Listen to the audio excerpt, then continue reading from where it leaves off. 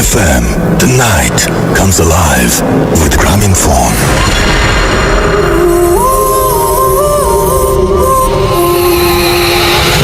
শুনছেন সবসময় radio 48.0 FM। আমি রাসেল আছি সাথে এবং আপনাদের সবাইকে স্বাগত জানাচ্ছি। আজকে শুরু করতে একটু দেরি হয়ে গেল, I am really sorry for that, এবং একটু টেকনিক্যাল কিছু ঝামেলা ছিল, দ্যাটস ওয়াই একটু দেরি হয়ে গেল। যাই হোক, আশা করছি আপনারা সবাই ভালো আছেন এবং ভালো ছিলেন। লাস্ট উইকে আমরা একটু স্পেশাল এপিসোড করেছিলাম, আপনাদের নিশ্চয়ই মনে আছে, এবং আজকে আবারও রেগুলার এপিসোডে ফিরে এসেছি। আপনাদের অনেকেরই অনেক ধরনের কথা আছে সেটা নিয়ে, তবে কেমন লেগেছে সেটা খুব বেশি যে জানতে পেরেছি তা না, মোটামুটি মানে দু একজনের কাছ থেকে জানতে পেরেছি। কেউ বলেছেন যে ভালো লেগেছে, এবং বেশি মানে খারাপ এই পর্যন্ত আমি পাইনি আর কি। তারপরেও আপনারা জানাবেন অবশ্যই কেমন লাগছে আমাদের এই এপিসোডগুলো আপনাদের কাছে, এবং আমরা মাঝে মাঝে এরকম এক্সপেরিমেন্ট করতে পারি কিনা। আমাদেরকে শুরুতেই জানিয়ে দিচ্ছি কিভাবে আমাদের সাথে কমিউনিকেট করতে হবে। যদি আমাদেরকে SMS করতে চান তাহলে মোবাইলের মেসেজ অপশনে গিয়ে টাইপ করতে হবে ফুর্তি, FORTI ফুর্তি, স্পেস আপনার নাম, স্পেস আপনার মেসেজ, পাঠিয়ে দিতে হবে 9840 নাম্বারে। যদি আমাদের ইমেইল করতে চান, আমাদের ইমেইল অ্যাড্রেস হচ্ছে bhutfm@radiofurti.fm, which is BHWTFM@radioforti.fm। আপনার নাম, ঠিকানা এবং ফোন নাম্বার সহ আপনার জীবনে ঘটে যাওয়া বা আপনার জানা সেরা ঘটনা লিখে পাঠিয়ে দিন আমাদের কাছে। ঘটনার শুরুতে অবশ্যই উল্লেখ করুন যে ঘটনাটি আপনি স্টুডিওতে এসে শেয়ার করতে চান, নাকি আপনি চান আপনার ঘটনা আমরা পড়ে শোনাই। যারা দেশের বাইরে রয়েছেন তাদেরকে আমি বলবো যে আপনারা সরাসরি আপনাদের অডিও ক্লিপ পাঠিয়ে দিতে পারেন আমাদের কাছে, এবং অডিও ক্লিপ পাঠাতে হলে যেটা করতে হবে সেটা হচ্ছে আপনাকে প্রথমে রেকর্ড করতে হবে আপনার ফোন বা যে কোনো ডিভাইস দিয়ে, এবং রেকর্ড করে সেই অডিও ক্লিপটি আপনার পাঠিয়ে দিতে হবে আমার কাছে অ্যাটাচ করে আপনার মেইলের সাথে। যাই হোক, আমরা চলে যাব এখন আমাদের ঘটনা, তবে তার আগে আমাদের ফেসবুকের অ্যাড্রেস দিয়ে দিই। আমাদের ফেসবুকে দুটো পেজ রয়েছে, একটা হচ্ছে www.facebook.com/radio.furti and www.facebook.com/bhutfm.russell। আজকে আমি একা আছি, সো দ্যাটস ওয়াই আজকে পোস্ট সবকিছু একটু দেরি হয়ে যাচ্ছে। অ্যান্ড আমরা এখন ঘটনায় চলে যাব।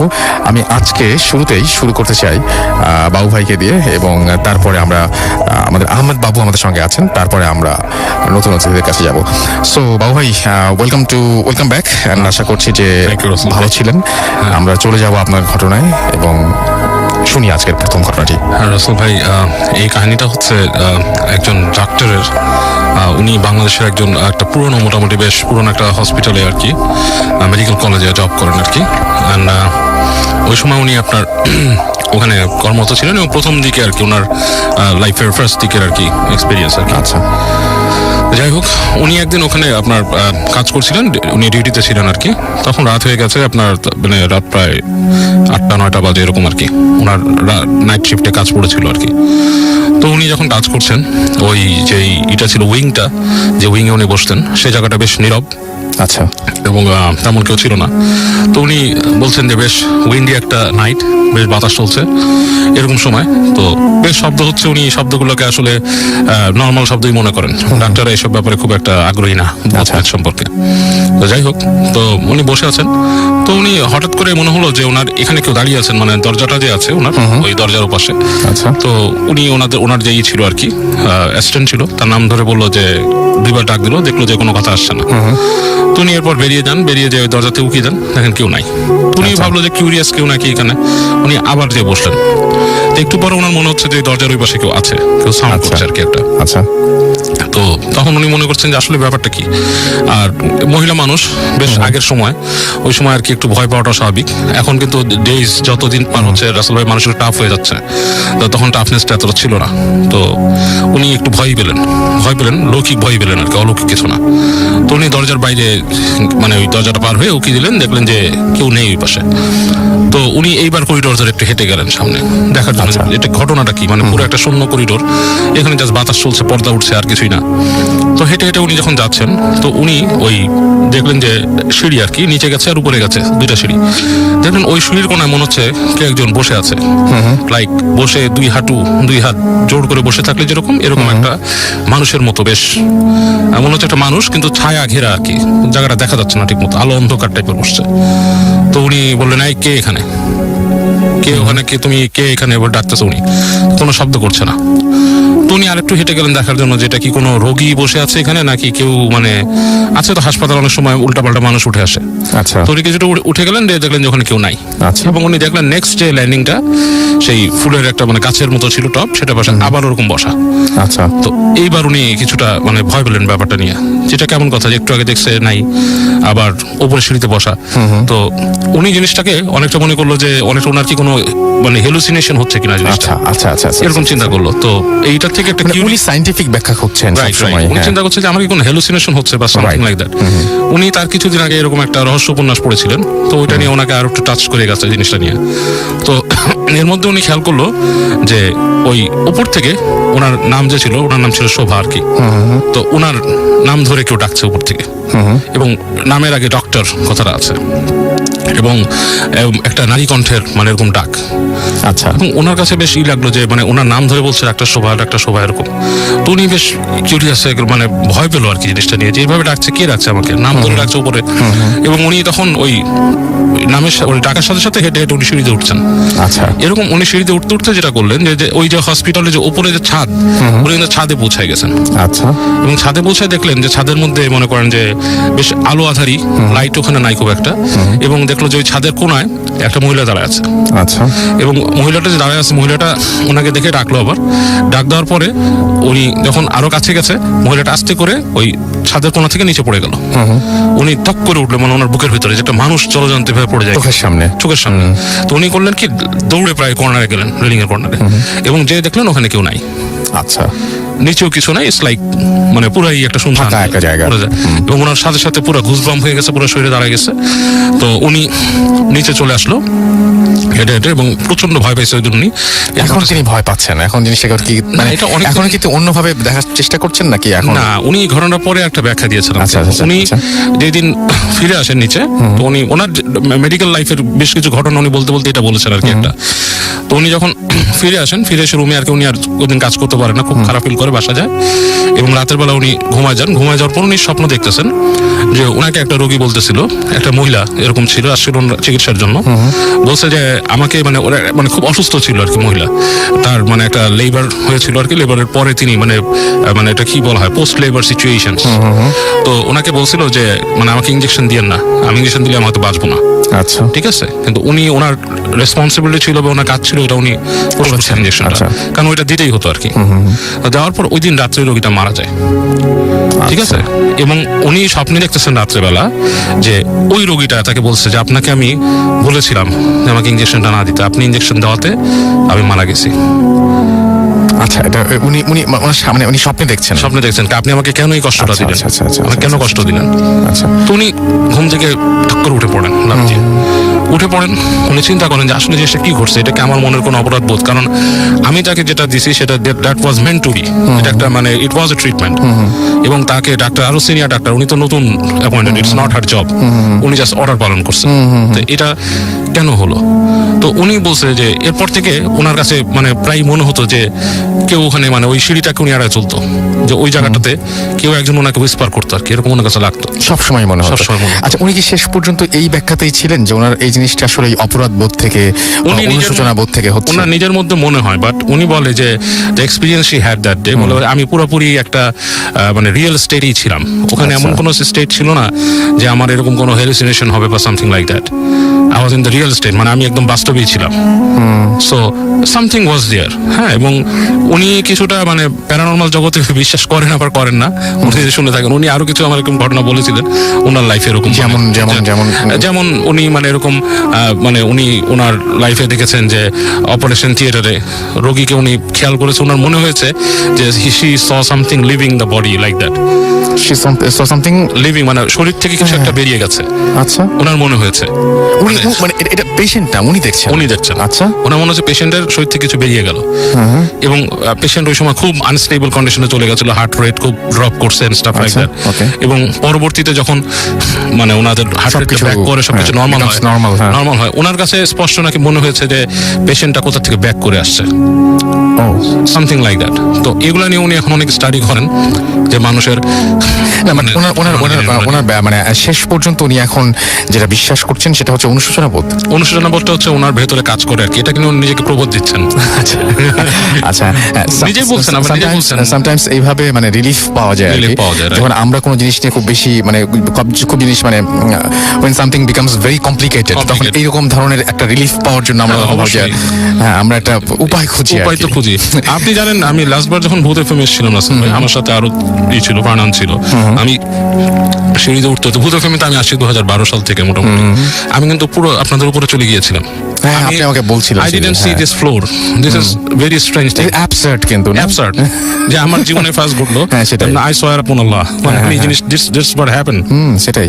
আমি না, আমার সাথে ফারহানও সেম জিনিস ঘটেছে, হ্যাঁ, আমাকে ফারনান বলছিল একদম টপ ফ্লোর। হ্যাঁ, এবং- এটার আমরা ব্যাখ্যা কি দেবো, যে আমরা ক্লান্ত ছিলাম, আমরা দেখতে পাইনি, সামথিং লাইক দ্যাট। মানে মানুষের ইনস্টিংক্ট কাজ করে তো, মানে ব্যাপারটা হচ্ছে আপনি যখন একটা জায়গায় মানে রেগুলার যান, জি। তখন আপনি আপনার সাবকনশিয়াস মাইন্ড আপনাকে সেই জায়গায় পৌঁছে দেবে। অবশ্যই। আপনি যত মানে আনমাইন্ডফুল থাকেন যাই হোক না কেন, আপনার মানে অত টেনশন করার কিছু Tension নেই। করার কিছু কিন্তু নেই। আপনি যে জায়গায় কখনো যাননি, আমি সেই জায়গাটা কেন পৌঁছে I've যাবেন never আপনি? been to the top floor of the exactly building. Exactly so মানে দিস ইজ অ্যাবসার্ড না, Absurd, যে মানে এই জন্য সেটাই। বললাম যে ব্যাখ্যাতিক কিছু ব্যাপার ব্যাখ্যাতিক ঘটে। ব্যাপার সবসময় আমাদের আছে, অ্যান্ড মানে আমাদের সেইগুলো নিয়েই চলতে হয় অলওয়েজ। এবং ওই ডাক্তার সাহেবের ওনার যে কথাগুলো, যে উনি যে ফার্স্টে ফিল করেছেন কিছু একটা দরজার বাইরে, then উনি দেখেছেন একটা ছায়ার অবয়ব বসা ওখানে, এবং moving to the next landing, তো এগুলোর উনি কোনো ব্যাখ্যা পান না। এবং উনি অবশ্যই দেখেছেন যে ছাদের উপর থেকে কিছু লাফিয়ে পড়েছে। হ্যাঁ, এগুলো এক্সপ্লেনেশন নাই আসলে। নাই, মানে ব্যাপারটা যে আসলেই নাই। মানে উনি যেগুলো ওনার ভেতর যে ফিলিং গুলো কাজ করেছে, জি। ওই সময় উনি যা ফিল করেছেন সেগুলো তো উনি ফিলই করেছেন আসলে।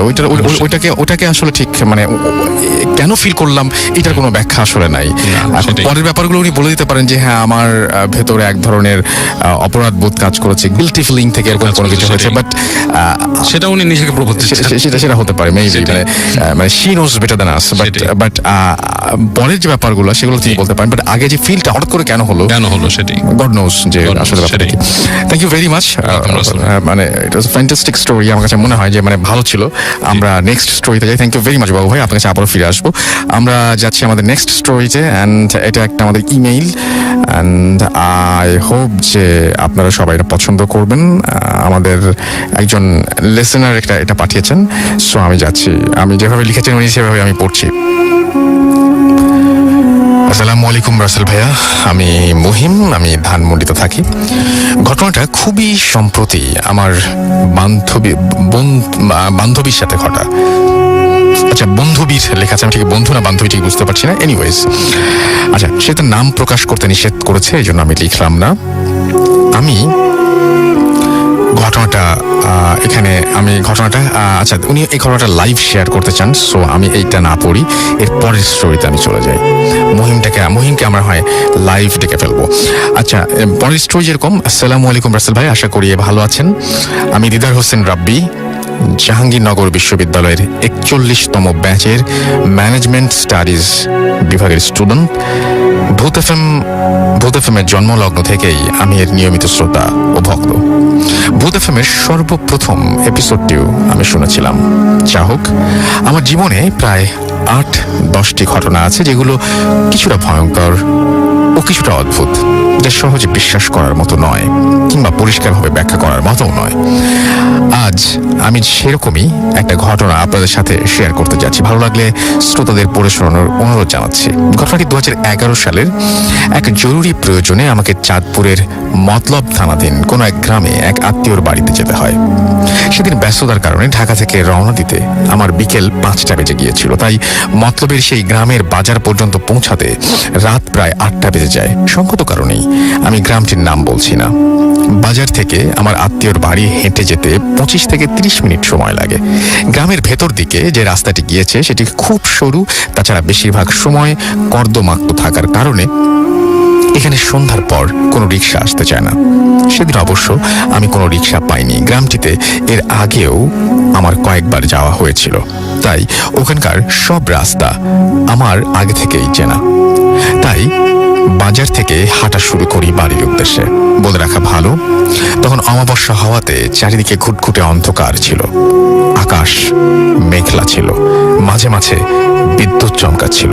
বৃষ্টির আশঙ্কায় হয়তো সেদিন সন্ধ্যার সাথে সাথেই গ্রামের লোকেরা ঘরে চলে গিয়েছিল। তাছাড়া গ্রামের লোকের সংখ্যাও খুব বেশি নয়। বাজার থেকে বাড়ি পর্যন্ত পুরোটা রাস্তা আমাকে ছাড়া আর কাউকেই দেখতে পাচ্ছিলাম না। বলে রাখা ভালো, আমি যে রাস্তা দিয়ে হাঁটছিলাম তার দুপাশে বিশাল এলাকা জুড়ে শুধু ধান ক্ষেত। রাস্তাটি দিয়ে যেতে যেতে 3-4টি বাঁশ ঝাড় ও 2-3টি ছোট কবরস্থানও পড়ে। আমি নির্ভয়ে হাঁটছিলাম। আমি যখন বাড়ি থেকে আনুমানিক 100 গজের মতো দূরে হঠাৎ চারিদিকে প্রচন্ড বেগে বাতাস বইতে শুরু করলো আর প্রচন্ড মাত্রায় বিদ্যুৎ চমকাচ্ছিল। বলতে দ্বিধা নেই, জীবনে একমাত্র সেদিনই বিদ্যুৎ চমকানোর শব্দে কেন যেন ভয় পেয়েছিলাম। হঠাৎ করেই প্রচন্ড বেগে বৃষ্টি শুরু হলো। কি করবো ভেবে পাচ্ছিলাম না। সাথে ছাতা ছিল না। কাঁচা রাস্তা কাদায় একেবারে হাঁটার অনুপযুক্ত হয়ে গেল এক নিমেষেই। একটু অসাবধান হলেই পা পিছলে গড়তে গড়তে ধান খেতে গিয়ে পড়তে হবে, কারণ রাস্তাটি ক্ষেতের জমি থেকে প্রায় 5 ফুট উঁচু। বাধ্য হয়ে ভিজেই অন্ধকারে কর্দমাক্ত বিচ্ছিল রাস্তা দিয়ে অতি সাবধানে আস্তে আস্তে বাড়ির দিকে হাঁটতে থাকি। চারিদিকে বৃষ্টি আর বিদ্যুৎ চমকানো দেখে মনে হচ্ছিল পুরো আকাশটাই যেন ভেঙে পড়বে। প্রচন্ড শব্দে কানে তালা লেগে যাচ্ছিল। হঠাৎ সামনে থেকে একটা কণ্ঠ স্পষ্টভাবেই ভেসে এলো, বৃষ্টিতে না ভিজে আমার সাথে এই ছাতার ভেতর এসো। অথচ প্রচন্ড বৃষ্টি ও বিদ্যুৎ চমকানোর শব্দে কারো ভয়েস এত স্পষ্ট করে শুনতে পারার কথা নয়। তবু এমন একটা মুহূর্ত কাউকে সাথে পেয়ে মনে মনে ভরসা পেলাম। অন্ধকারে লোকটাকে দেখতে পাচ্ছিলাম না, তবে বিদ্যুৎ চমকানোর আলোয় বুঝতে পারলাম লোকটা সাদা পাঞ্জাবি টাইপের কিছু একটা পরা। সে আমার 3-4 হাত সামনেই দাঁড়ানো। এরপর দুজন একই ছাতার নিচে পাশাপাশি হাঁটতে থাকি। সাবধানে পা ফেলতে হচ্ছিল, তাই আমি মাথা নিচু করেই হাঁটছিলাম। এভাবে প্রায় 15-20 মিনিট হাঁটছিলাম, কিন্তু আমার হঠাৎ করেই মনে হলো যতই হাঁটছি রাস্তা যেন শেষ হচ্ছে না। যেখান থেকে বৃষ্টি শুরু হয় সেখান থেকে আমার আত্মীয়ের বাড়ি হেঁটে যেতে সর্বোচ্চ 10 মিনিট সময় লাগার কথা। অন্যদিকে বৃষ্টি আর অনবরত বিদ্যুৎ চমকানো বাড়তেই লাগলো। এভাবে মোট 30 মিনিট হাঁটার পর, 25 থেকে 30 মিনিট হাঁটার পর আমি মাথা নিচু করে হাঁটা অবস্থায় হঠাৎ লোকটাকে জিজ্ঞেস করে বসলাম, আপনি কোথায় যাবেন? আমি তো এমনিতেই ভিজে গেছি। আপনার বাড়ি এসে থাকলে আপনি বরং বাড়িতে চলে যান। আমার কথায় লোকটার কোনো জবাব না পেয়ে হঠাৎই আমার ডান পাশে লোকটার দিকে তাকালাম। বিদ্যুৎ চমকানোর আলোয় লোকটার সাদা কাপড় পরা শরীরের অবয়ব দেখতে পাচ্ছিলাম, কিন্তু তার মাথা আর ছাতা দেখতে পাচ্ছিলাম না। ব্যাপারটা বোঝার জন্য উপরের দিকে তাকাতেই আমার পুরো শরীর অবশ হয়ে গেল। দেখলাম লোকটার মাথা আমার মাথা থেকেও প্রায় 5-6 ফুট ওপরে, আর ছাতাও আছে ওখানেই। আমার উচ্চতা 5 ফুট 10 ইঞ্চি, তার মানে লোকটার উচ্চতা হবে প্রায় 10 থেকে 12 ফুট। আগেই বলেছি রাস্তাটা প্রচন্ড কর্দমাক্ত ও পিচ্ছিল ছিল। উপরে তাকিয়ে অসতর্কতা হওয়াতে পা পিছলে গড়াতে গড়াতে আমি ধান খেতে পড়ে গেলাম। সেই রাতে সেই মুহূর্তে আমার মানসিক অবস্থা কেমন হয়েছিল তা বলে বোঝাতে পারবো না। মনে হচ্ছিল যেন ঘুমের ঘোরে স্বপ্ন দেখছি। অনেক কষ্টে কাদা থেকে উঠে দাঁড়ালাম। তারপর বিদ্যুৎ চমকানোর কাঁপা কাঁপা আলোয় দেখতে পেলাম লোকটার ছাতা মাথায় ঠাঁই দাঁড়িয়ে আছে। লোকটা তখন আমার 7 থেকে 8 হাত দূরে। লোকটার চেহারা দেখতে পাচ্ছিলাম না, তবে মনে হচ্ছিল চোখের জায়গায় কেমন যেন অদ্ভুত লাগছে। সেই মুহূর্তে আমি কাদার মধ্যেই পড়ে থাকবো, নাকি রাস্তায় ওঠার চেষ্টা করব, নাকি ধান ক্ষেতের আইল ধরে সামনের দিকে এগিয়ে যাব, কোনো সিদ্ধান্ত আমি পৌঁছতে পারছিলাম না। তখন হঠাৎ করে আমি লক্ষ্য করলাম লোকটা শূন্যে ভাসতে ভাসতে আমার দিকে এগিয়ে আসতে লাগলো।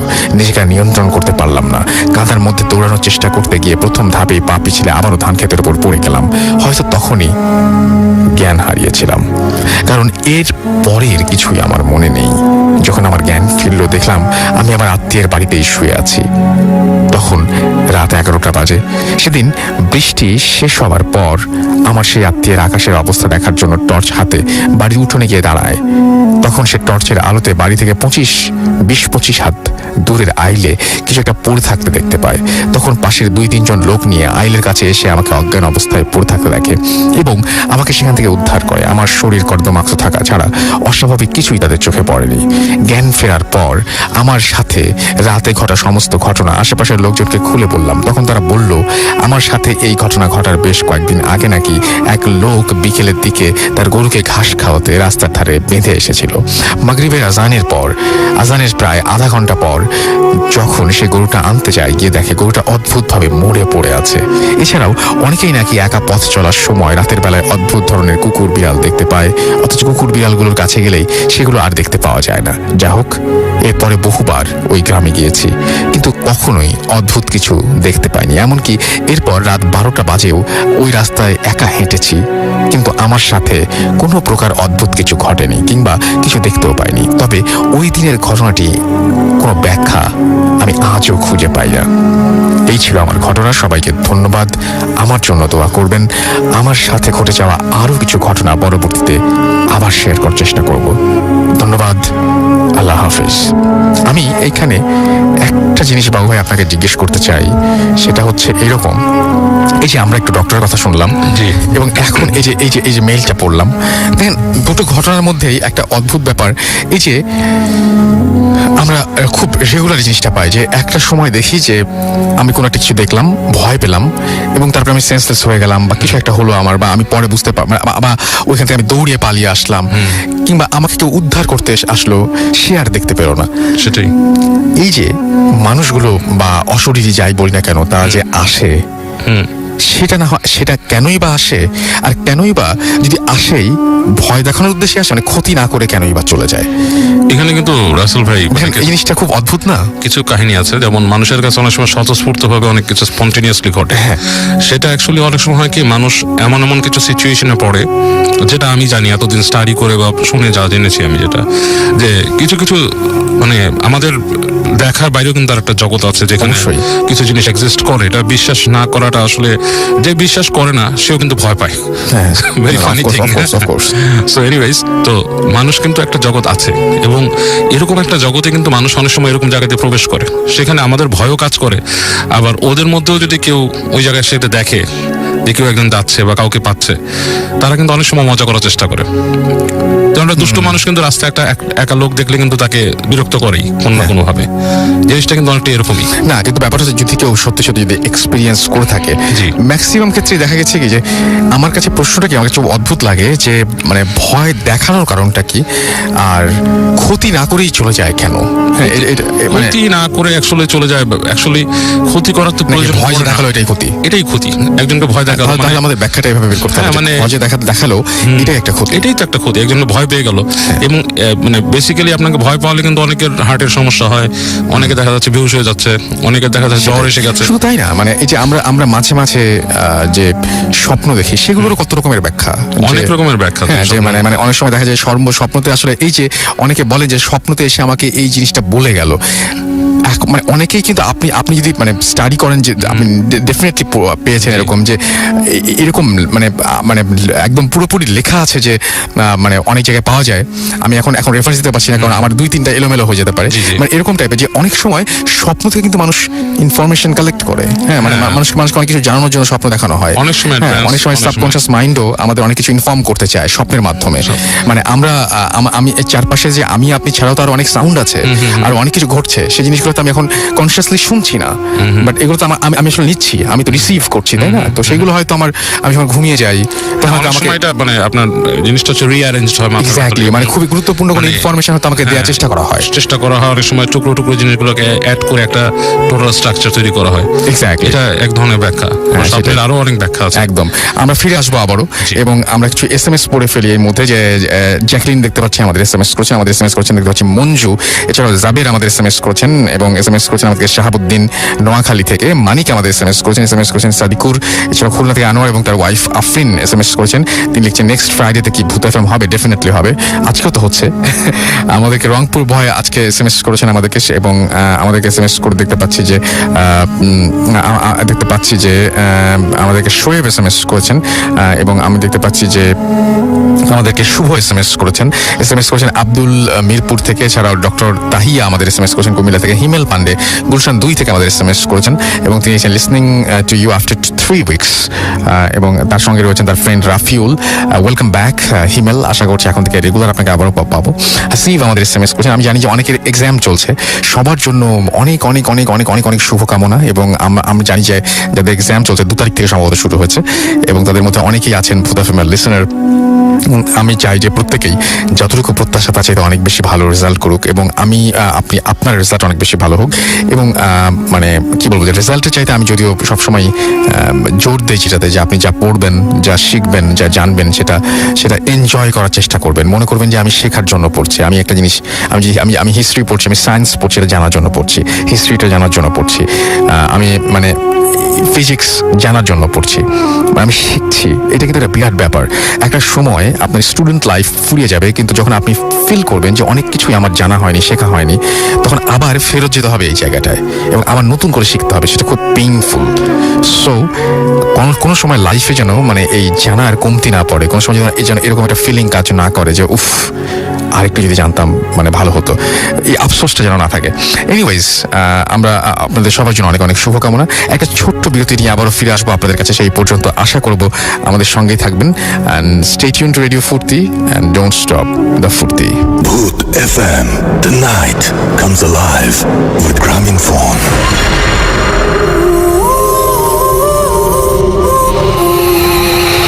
Welcome back. শুনছেন সবসময় রেডিও ফুর্তি 8.0 FM। আমি রাসেল আছি সাথে, আমার সাথে রয়েছে আজকের অতিথিরা। মাসুম ভাই আজকে আনফরচুনেটলি নাই, আমি একাই আছি স্টুডিওতে। থ্যাংক ইউ ভেরি মাচ যারা আমাদের সঙ্গে আছেন। আমাদের সঙ্গে যোগ দিয়েছেন আরও একজন নতুন অতিথি। তার আগে জানিয়ে দিয়ে আমাদেরকে SMS করতে হলে মোবাইলের মেসেজ অপশানে গিয়ে টাইপ করতে হবে ফুর্তি, FORT, ফুর্তি স্পেস, আপনার নাম স্পেস, আপনার মেসেজ পাঠিয়ে দিতে হবে 9840 নাম্বারে।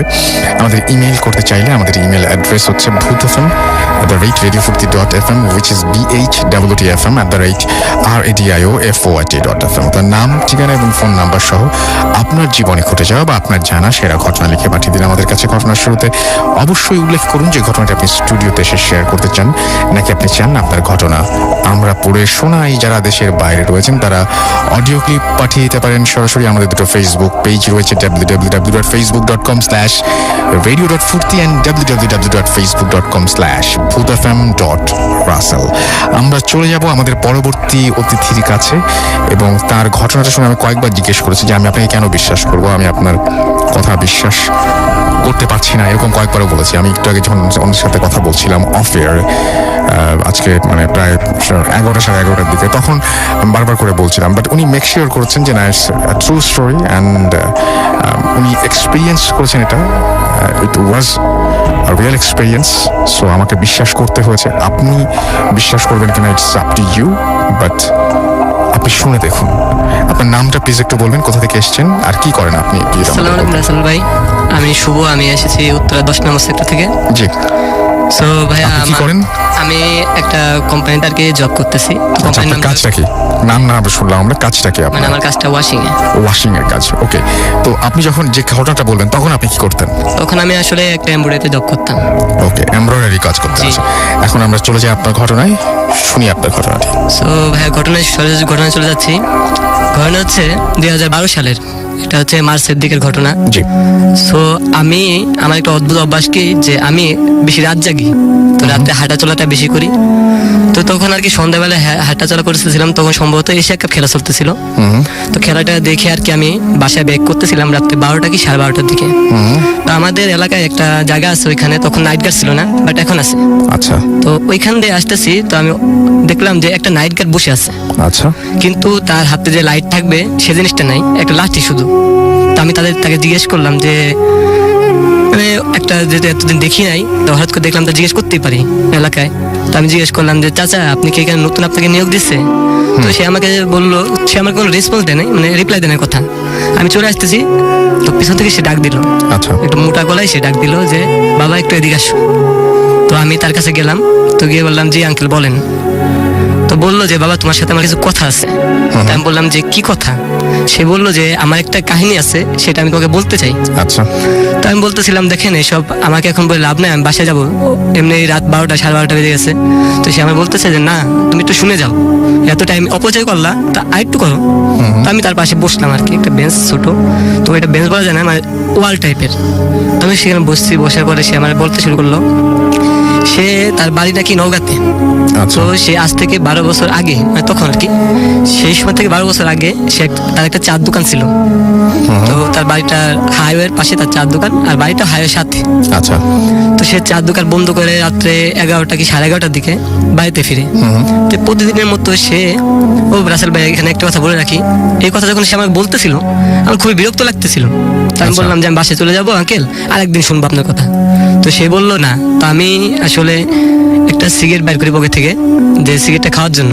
সে আমাকে বললে তুমি চুপ করে বসে আমার ঘটনাটা শোনো, আর সিগারেট জ্বালাবে না, আমি সিগারেট খাই না, লোকটা আমাকে বললো। তো আমি বাম হাতে, আমার ডান হাত থেকে বাম হাতে সিগারেটটা নিয়ে তার কাছে কথা বসে বসে শুনতেছিলাম। তো সে বললো এক রাতে আমি প্রতিদিনের মতো 11:30টার দিকে দোকান বন্ধ করে বাড়ির পথে রওনা দিছি। তো হাইওয়ে ধরে যখন বাড়ির পথে রওনা দিছি, তখন দেখি রোডের মাঝখানে একটা বৃদ্ধা মহিলা তার মাথাটা কোলের ভিতরে নিয়ে উকুন বাজতেছিল। তো উকুন বাজতেছিল, আর ওই মাথাটা চোখ বড় বড় করে তার দিকে তাকিয়ে একটা অদ্ভুত হাসি দিচ্ছে। আচ্ছা এই জায়গাটা আমার বিশ্বাস করতে সমস্যা হয়েছে, এই জন্য আমি তো তখন জিজ্ঞেস করছিলাম, হ্যাঁ। তারপরে বলেন। তো- বাট এই ঘটনাটা ওই মানে দারোয়ান চাচা বলছেন। হ্যাঁ, ওই আচ্ছা চাচা আর কি বলতেছিল আমাকে, আচ্ছা, হ্যাঁ। যে অদ্ভুত একটা হাসি দিচ্ছে। আচ্ছা তো হাসি দিলে উনি আবার কি খুব ভয় পেয়ে যায়, ভয় পেয়ে উনি একটা দৌড় দেয়। তো যেহেতু হাইওয়ের ভিতরে, সে দৌড় দিলে তাকে নাকি একটা ট্রাকে ধাক্কা মারে, তার ভাষায় ছিল লরি। একটা ধাক্কা মারলে সে ওইখানে পড়ে যায়, এই বলে সে চুপ হয়ে যায় কিছুক্ষণের জন্য। তো আমি তাকে জিজ্ঞেস করলাম চাচা তারপর কি হয়, যেহেতু অদ্ভুত একটা জিনিস। আমি জিজ্ঞেস করলাম তারপর কি হয়, সে আমাকে বলল যে তারপর আমি ঘটনাস্থলে মারা যাই। এই কথা শুনে আমার কেমন একটু অবাক লাগলো, যে সে যদি মারা যায় সে আমাকে কিভাবে বলতেছে। আমি তাকে জিজ্ঞেস করলাম কি বলেন এসব? কয় দেখো বাবা আমার দিকে তাকে, সত্যি কিনা। তো তিনি যখন মাথাটা উঠালো আমার দিকে তাকালো, দেখি সে কিন্তু ঘটনাটা নিচের দিকে তাকায় বলতেছিল। সে যখন মাথাটা উপর দিকে তাকায় আমার দিকে তাকালো, দেখলাম যে তার সারা মুখ একটা কিছুতে অ্যাক্সিডেন্ট হলে যে অবস্থা হয়, সারা মুখে রক্ত মাখা, আর তার মাথা থেকে মজকগুলা গলে গলে পড়তেছে। তো এই ঘটনা দেখার পরে আমি নিজেকে আর ঠিক রাখতে পারি নাই। তো জায়গার উপরে আমি সেন্সলেন্স হয়ে ওখানে পড়ে যাই। তো আমার কতক্ষণ এভাবে ছিলাম আমি জানি না রাসেল ভাই। তো হঠাৎ করে আজানের শব্দে আমার আর কি হুশ ফিরে আসে। তো আমি মাথা ওইখান থেকে, মানে মাথাটা এত ভার হয়েছে যে আমি মাথাটা করতে পারি না, মানে সোজা দাঁড়াতে পারি না কোনো মতে। আমি বাসায় যাই, যে বাসাটা আমার বেশি দূরেও না।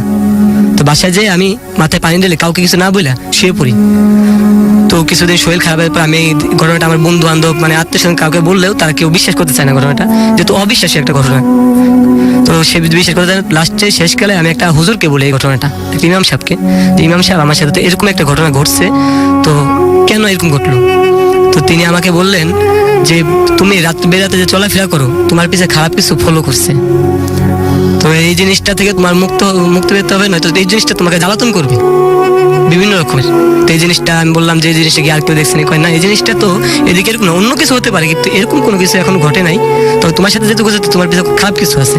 তো তিনি আমাকে একটা লাল সুতো দেয় পরে, সুতো আমার কায়াঙ্গুলে, বামাতে কায়াঙ্গুলে বেঁধে দেয়। তো বেঁধে বলে এটা 7 দিন পরে তুমি এটা নদীর জলে ফেলে দিবা ভোরবেলা। তো আমি রাসেল ভাই ওই কায়াঙ্গুলের রশিটা আর কি 7 দিন ব্যবহার করে আর কি ভোরবেলা নদীর জলে ফেলে দিই। ফেলে দেওয়ার পরে আল্লাহর রহমতে বর্তমানে আর কোনো সমস্যা হয় নাই। এই ছিল আমার ঘটনা। আচ্ছা আপনার এই ঘটনাটা যে আপনি বললেন, আপনি নিজের চোখে দেখেছেন এটা না? জি, এটা আমি নিজের চোখে দেখতে, যেহেতু রাসেল ভাই একটা কথা কি, এখানে আমি নিজেকে প্রথম বিশ্বাস করতে পারিনি।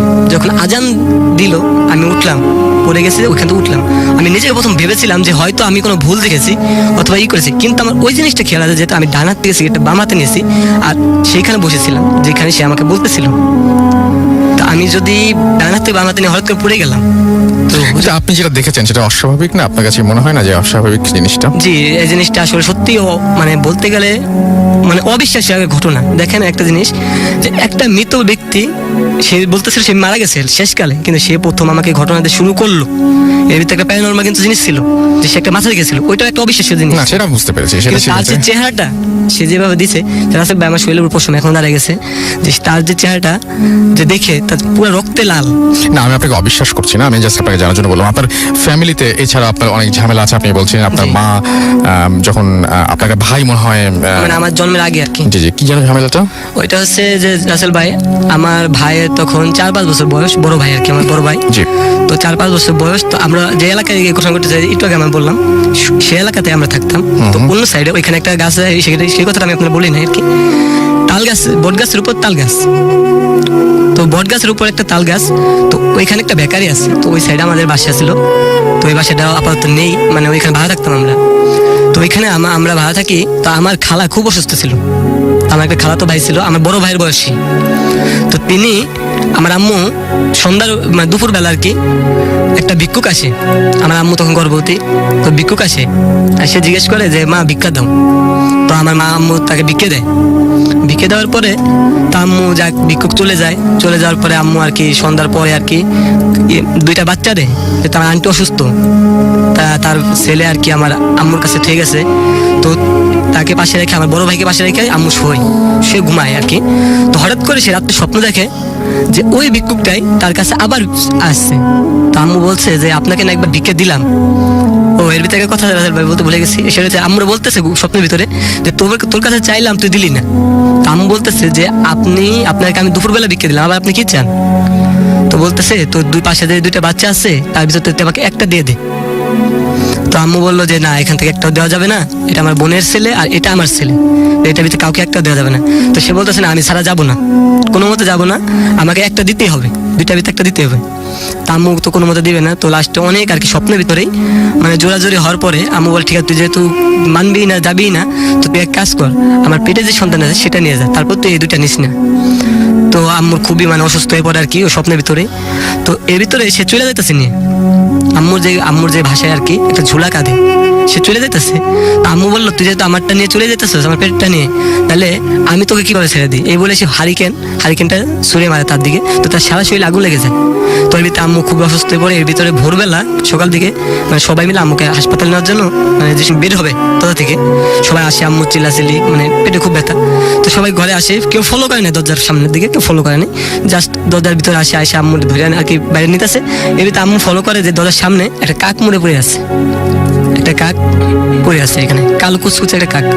তো আম্মু বলে সবাইকে আর কি এই ঘটনা খুলে বলে, আমার খালু, তারপরে আমার আব্বুকে এইসব কথা খুলে বললে, তারপর ওই কাকটাকে আবার আগুনে পড়ে, ওই কাকটাকে যেহেতু হয়তো অবশ্যই থাকতেও পারে, তারপরে থেকে ওই বাসাটা আর কি চেঞ্জ করে দেয়। তারপরে আর কি আম্মু একটা কবিরাজের কাছে গেছিল, হাসপাতালে যেহেতু দেখেছে বাচ্চা আর নেই, বাচ্চা ডেট। তো আম্মু একটা কবিরাজের কাছে, কবিরাজ বললো যে আপনার বাচ্চা তো এটা নিয়ে গেছে, তো আপনাদের সেকেন্ড যে বাচ্চাটা হবে তার কোনো প্রবলেম মানে সে হবে মল্লি, তার কানে একটা সিদ্ধ করে দেন। আর তার সাথে তার মানে 20 বছর আগে তার ভিতরে তার সাথে কোনো খারাপ কিছু ঘটতে পারে, কিন্তু তার কোনো ক্ষতি হবে না ইনশাল্লাহ, কিন্তু তার পরবর্তীতে তার কিছু হবে না। আপনাদের ফ্যামিলিতে অনেক কিছু ঘটে গেছে এরকম আর কি, মানে আমার ফ্যামিলি। সেজন্য আপনার কানে আপনি বলছেন যে এই জন্য আপনার কানে ছিদ্র করা, এই তো? Thank you very much. আমরা খুব টাইমের লিমিটেশন আছে আমাদের, আমরা বাবু ভাইয়ের কাছে চলে যাই এবং আমরা তারপরে একসাথে আপনাদেরকে SMS এবং আপনাদের যে সমস্ত আপনাদের যে সমস্ত ফেসবুকের কমেন্টগুলো আছে সেগুলো পড়বো।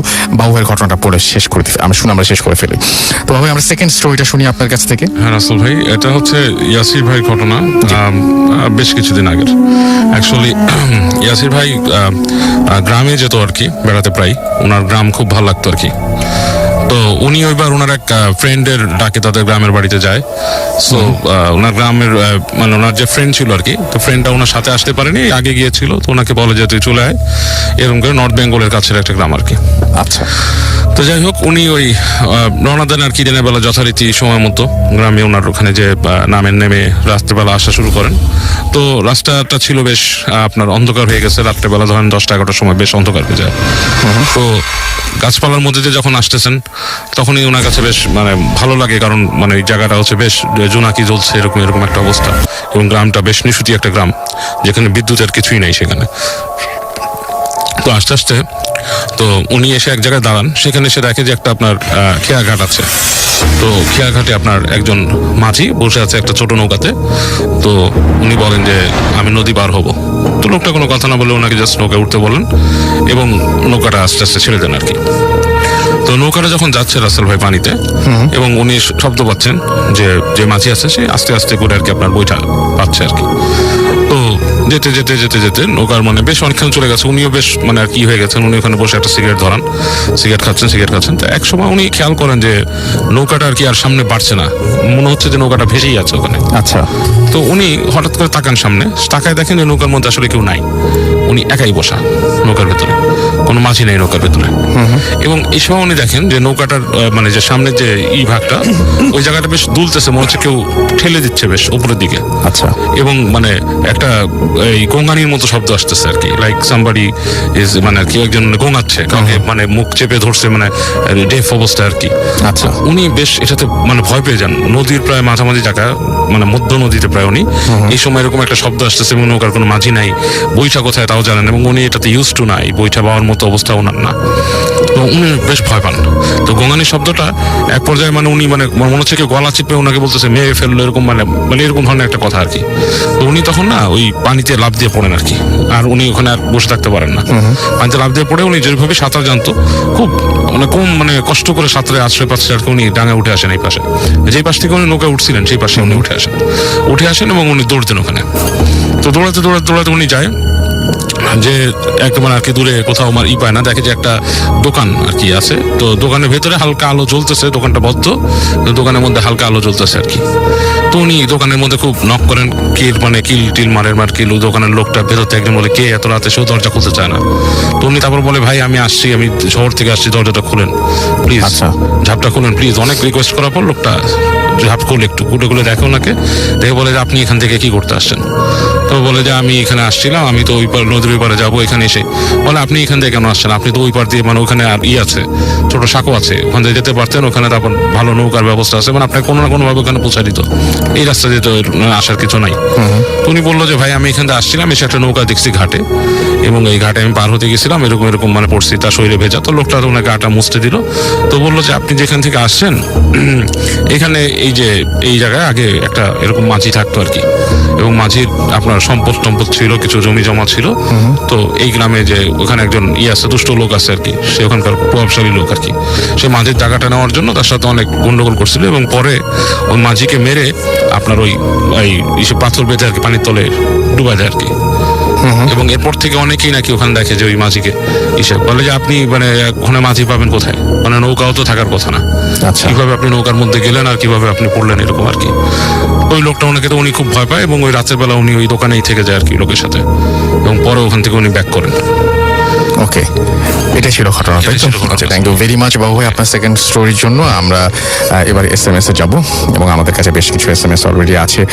রাজ আমাদের বাঘা থেকে SMS করেছেন এবং তিনি লিখেছেন I like to listen boot FM. আমাদেরকে লিখেছেন ইফতিখার, স্টোরিগুলো ভালো লাগছে। মেহেদি ঢাকা থেকে আমাদের SMS করেছেন। শরীফ আমাদের SMS করেছেন, ফার্স্ট SMS করলেন, খুব ভয় লাগছে। থ্যাংক ইউ ভেরি মাচ আমাদের সঙ্গে থাকার জন্য।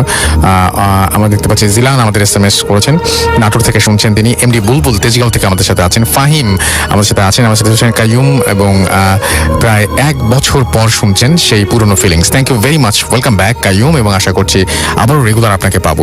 আমাদেরকে দেখতে পাচ্ছি তাশফিক SMS করেছেন, Tashfiq Ahmed Anik Rajshahi cantonment public school and college থেকে। রাব্বি রাজশাহী থেকে আমাদের SMS করেছেন, কাকনহাট থেকে লিখছেন তিনি। শুভ গোপালগঞ্জ থেকে আমাদের সঙ্গে রয়েছেন। আমাদের সঙ্গে রয়েছেন অর্চি ঢাকা থেকে, এবং বাবু ভাইয়ের স্টোরিটার প্রশংসা করেছেন।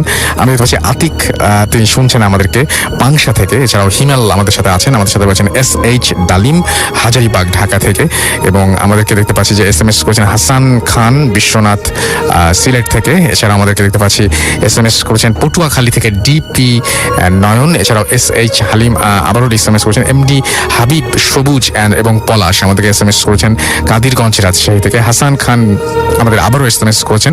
রায়ান ইসলাম আমাদের SMS করেছেন টাউন হল ময়মনসিংহ থেকে। এছাড়াও হৃদয় মানিকগঞ্জ থেকে আমাদের SMS করেছেন। সাগর বরগুনা থেকে আমাদের SMS করেছেন। গোলাম রাব্বি আমাদের SMS করেছেন মিডফোর্ড ঢাকা থেকে এবং আমাদেরকে SMS করেছেন দেখতে পাচ্ছি। এছাড়াও মেহরান চৌধুরী সিলেট থেকে, রাকিব আমাদের SMS করেছেন, রূপা খুলনা থেকে SMS করেছেন, হৃদয় মানিকগঞ্জ থেকে আমাদের SMS করেছেন, আব্দুল মিরপুর থেকে আমাদের SMS করেছেন, আমাদেরকে SMS করেছেন দেখতে পাচ্ছি। এছাড়াও দেখতে পাচ্ছি রাজ, এছাড়াও আমাদেরকে SMS করেছেন দেখতে পাচ্ছি অপু গোপালগঞ্জ থেকে, বুলবুল আমাদের SMS করেছেন আমাদেরকে পনির বাংলাদেশ এগ্রিকালচারাল ইউনিভার্সিটি থেকে। এছাড়াও আমি দেখতে পাচ্ছি আমাদেরকে SMS করেছেন আরো অনেকেই। আপনি যদি SMS করতে চান মোবাইলের মেসেজ অপশনে গিয়ে টাইপ করুন ফুর্তি FORT ফুর্তি স্পেস আপনার নাম স্পেস আপনার মেসেজ পাঠিয়ে দিন 9840 নাম্বার। যদি আমাদের ইমেইল করতে চান আমাদের ইমেইল অ্যাড্রেস হচ্ছে bhutfm@radiofurti.fm which is BHOOTFM@radiofurti.fm। আপনার নাম, ঠিকানা এবং ফোন নাম্বার সহ আপনার জীবনে ঘটে যাওয়া সেরা ঘটনা লিখে পাঠিয়ে দিন আমাদের কাছে। ঘটনার শুরুতে অবশ্যই উল্লেখ করুন ঘটনাটি আপনি স্টুডিওতে এসে শেয়ার করতে চান নাকি আপনি চান আপনার ঘটনা আমরা পড়ে শোনাই। যারা দেশের বাইরে রয়েছেন তারা সরাসরি অডিও ক্লিপ পাঠিয়ে দিতে পারেন আমাদের কাছে। আর আমাদের ফেসবুক পেজ, একটু পরে আমরা কমেন্টগুলো পড়বো ব্রেক থেকে ফিরে এসে। আমাদের ফেসবুক পেজ হচ্ছে www.facebook.com/radio.furti and www.facebook.com/bhutfm.russell। নতুন অতিথি নিয়ে আসবো এবং আপনাদের ফেসবুকের কমেন্টগুলো পড়বো। সেই পর্যন্ত আপনাদের কাছ থেকে বিদায় নিচ্ছি কিছুক্ষণের জন্য। আশা করছি পুরোটা সময় আমাদের সঙ্গেই থাকবেন। Stay tuned to Radio Furti and don't stop the Furti. FM, the night comes alive with Graminphone.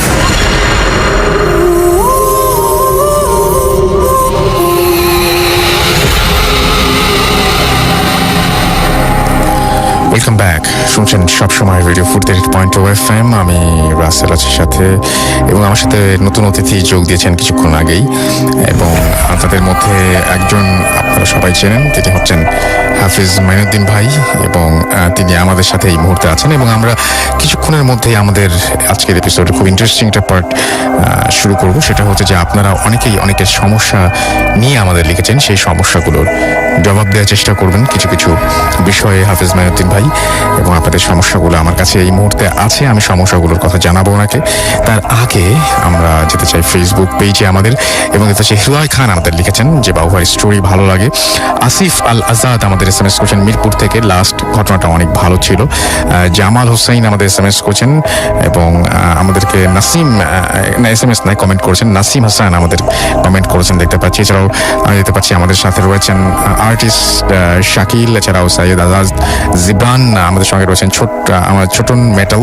এছাড়াও আমাদের সাথে রয়েছেন শাহিন আক্কাস, আরিয়ান রাফাত আদি আমাদের সঙ্গে আছেন। আমাদের সঙ্গে রয়েছেন MD জুবাইর হোসেন, MD মোহাম্মদ আশরাফুল, এছাড়াও আহমেদ নীরব আমাদের সঙ্গে আছেন। আমাদের সঙ্গে রয়েছেন ট্রিমা তামান্না রিফা, এছাড়াও আমাদের সঙ্গে রয়েছেন দেখতে পাচ্ছি অনিন্দ শাহরিয়ার, সৈয়দ মেহেদি আমাদের সঙ্গে আছেন। আমাদের সাথে রয়েছেন দেখতে পাচ্ছি নোমান নূর হেলালি, এছাড়াও আমাদের সঙ্গে রয়েছেন অনির্বাণ সাহা, মমিনুল ইসলাম আমাদের সঙ্গে আছেন। আমাদের সঙ্গে রয়েছেন রেজাউল হোসেন রাজু আমাদের সঙ্গে আছেন দেখতে পাচ্ছি।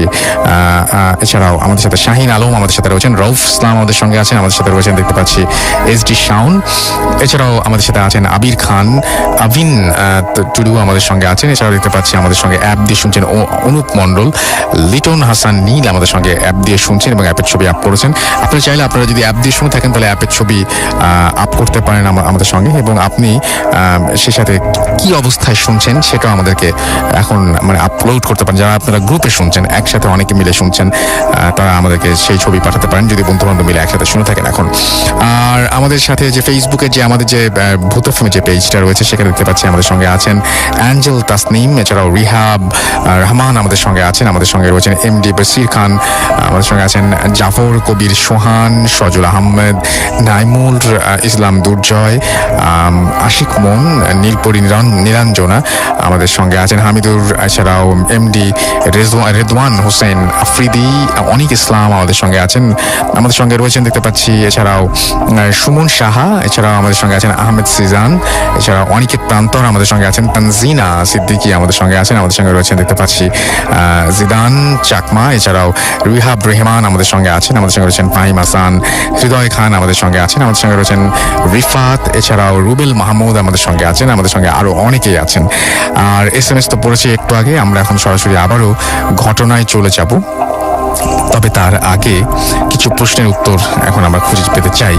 আচ্ছা, আমাদের সঙ্গে প্রথম যে প্রশ্নের উত্তরটা চাই সেটা হচ্ছে, আমরা বলেছিলাম যখন যে হাফেজ মাইনুদ্দিন ভাই আমাদেরকে বিভিন্ন সমস্যার উত্তর দেবেন, তো লাস্ট এপিসোডটা তো আমরা একটু ডিফারেন্ট করেছিলাম, তো সেখানে সেটা সব দেওয়া সম্ভব হয়নি। এখন আমরা বলবো, আমরা প্রথম যেটা দেখতে পাচ্ছি যে মুর্শিদাবাদ জালাঙ্গি সড়ক পাড়া থেকে আমাদের একজন লিখেছেন, এবং তিনি যেটা লিখেছেন, তিনি লিখেছেন যে আমি নুরুল ইসলাম, আমার প্রবলেমটা বলবেন না, নামটা বলতে পারেন। তো প্রবলেমটা যেহেতু উল্লেখ করতে তিনি নিষেধ করেছেন, সুতরাং আমি প্রবলেমটা উল্লেখ করছি না, শুধুমাত্র তার সমস্যাটার উত্তর আমি ছোট্ট করে বলবো যে হাফেজ মাইনুদ্দিন ভাই আপনাকে একটু জানিয়ে দিতে বলেন। জি ভাইয়া, গোলাম মাহমুদ ভাইয়া উনি খুব ভালো লোক। ওনার পারিবারিক ফ্যামিলির সম্পর্কটা ভালো না থাকার কারণে তার এই সমস্যাটা হইতেছে। আচ্ছা, মানে সেটা কিরকম বুঝছেন? উনি প্রশ্নটা উল্লেখ করছেন তার ওয়াইফকে যেটা খাওয়ানো হয়েছে সেটা বাস্তব।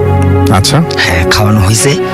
এটা এই জন্যই যে ওনার ছেলেকে যে ওনার কাছ থেকে আলাদা করা হয় অভিভাবক থেকে, সেই যে সম্পর্কটা যেন ভালো থাকে, মিলেমিশে থাকে, সেটা তারা চাচ্ছেন।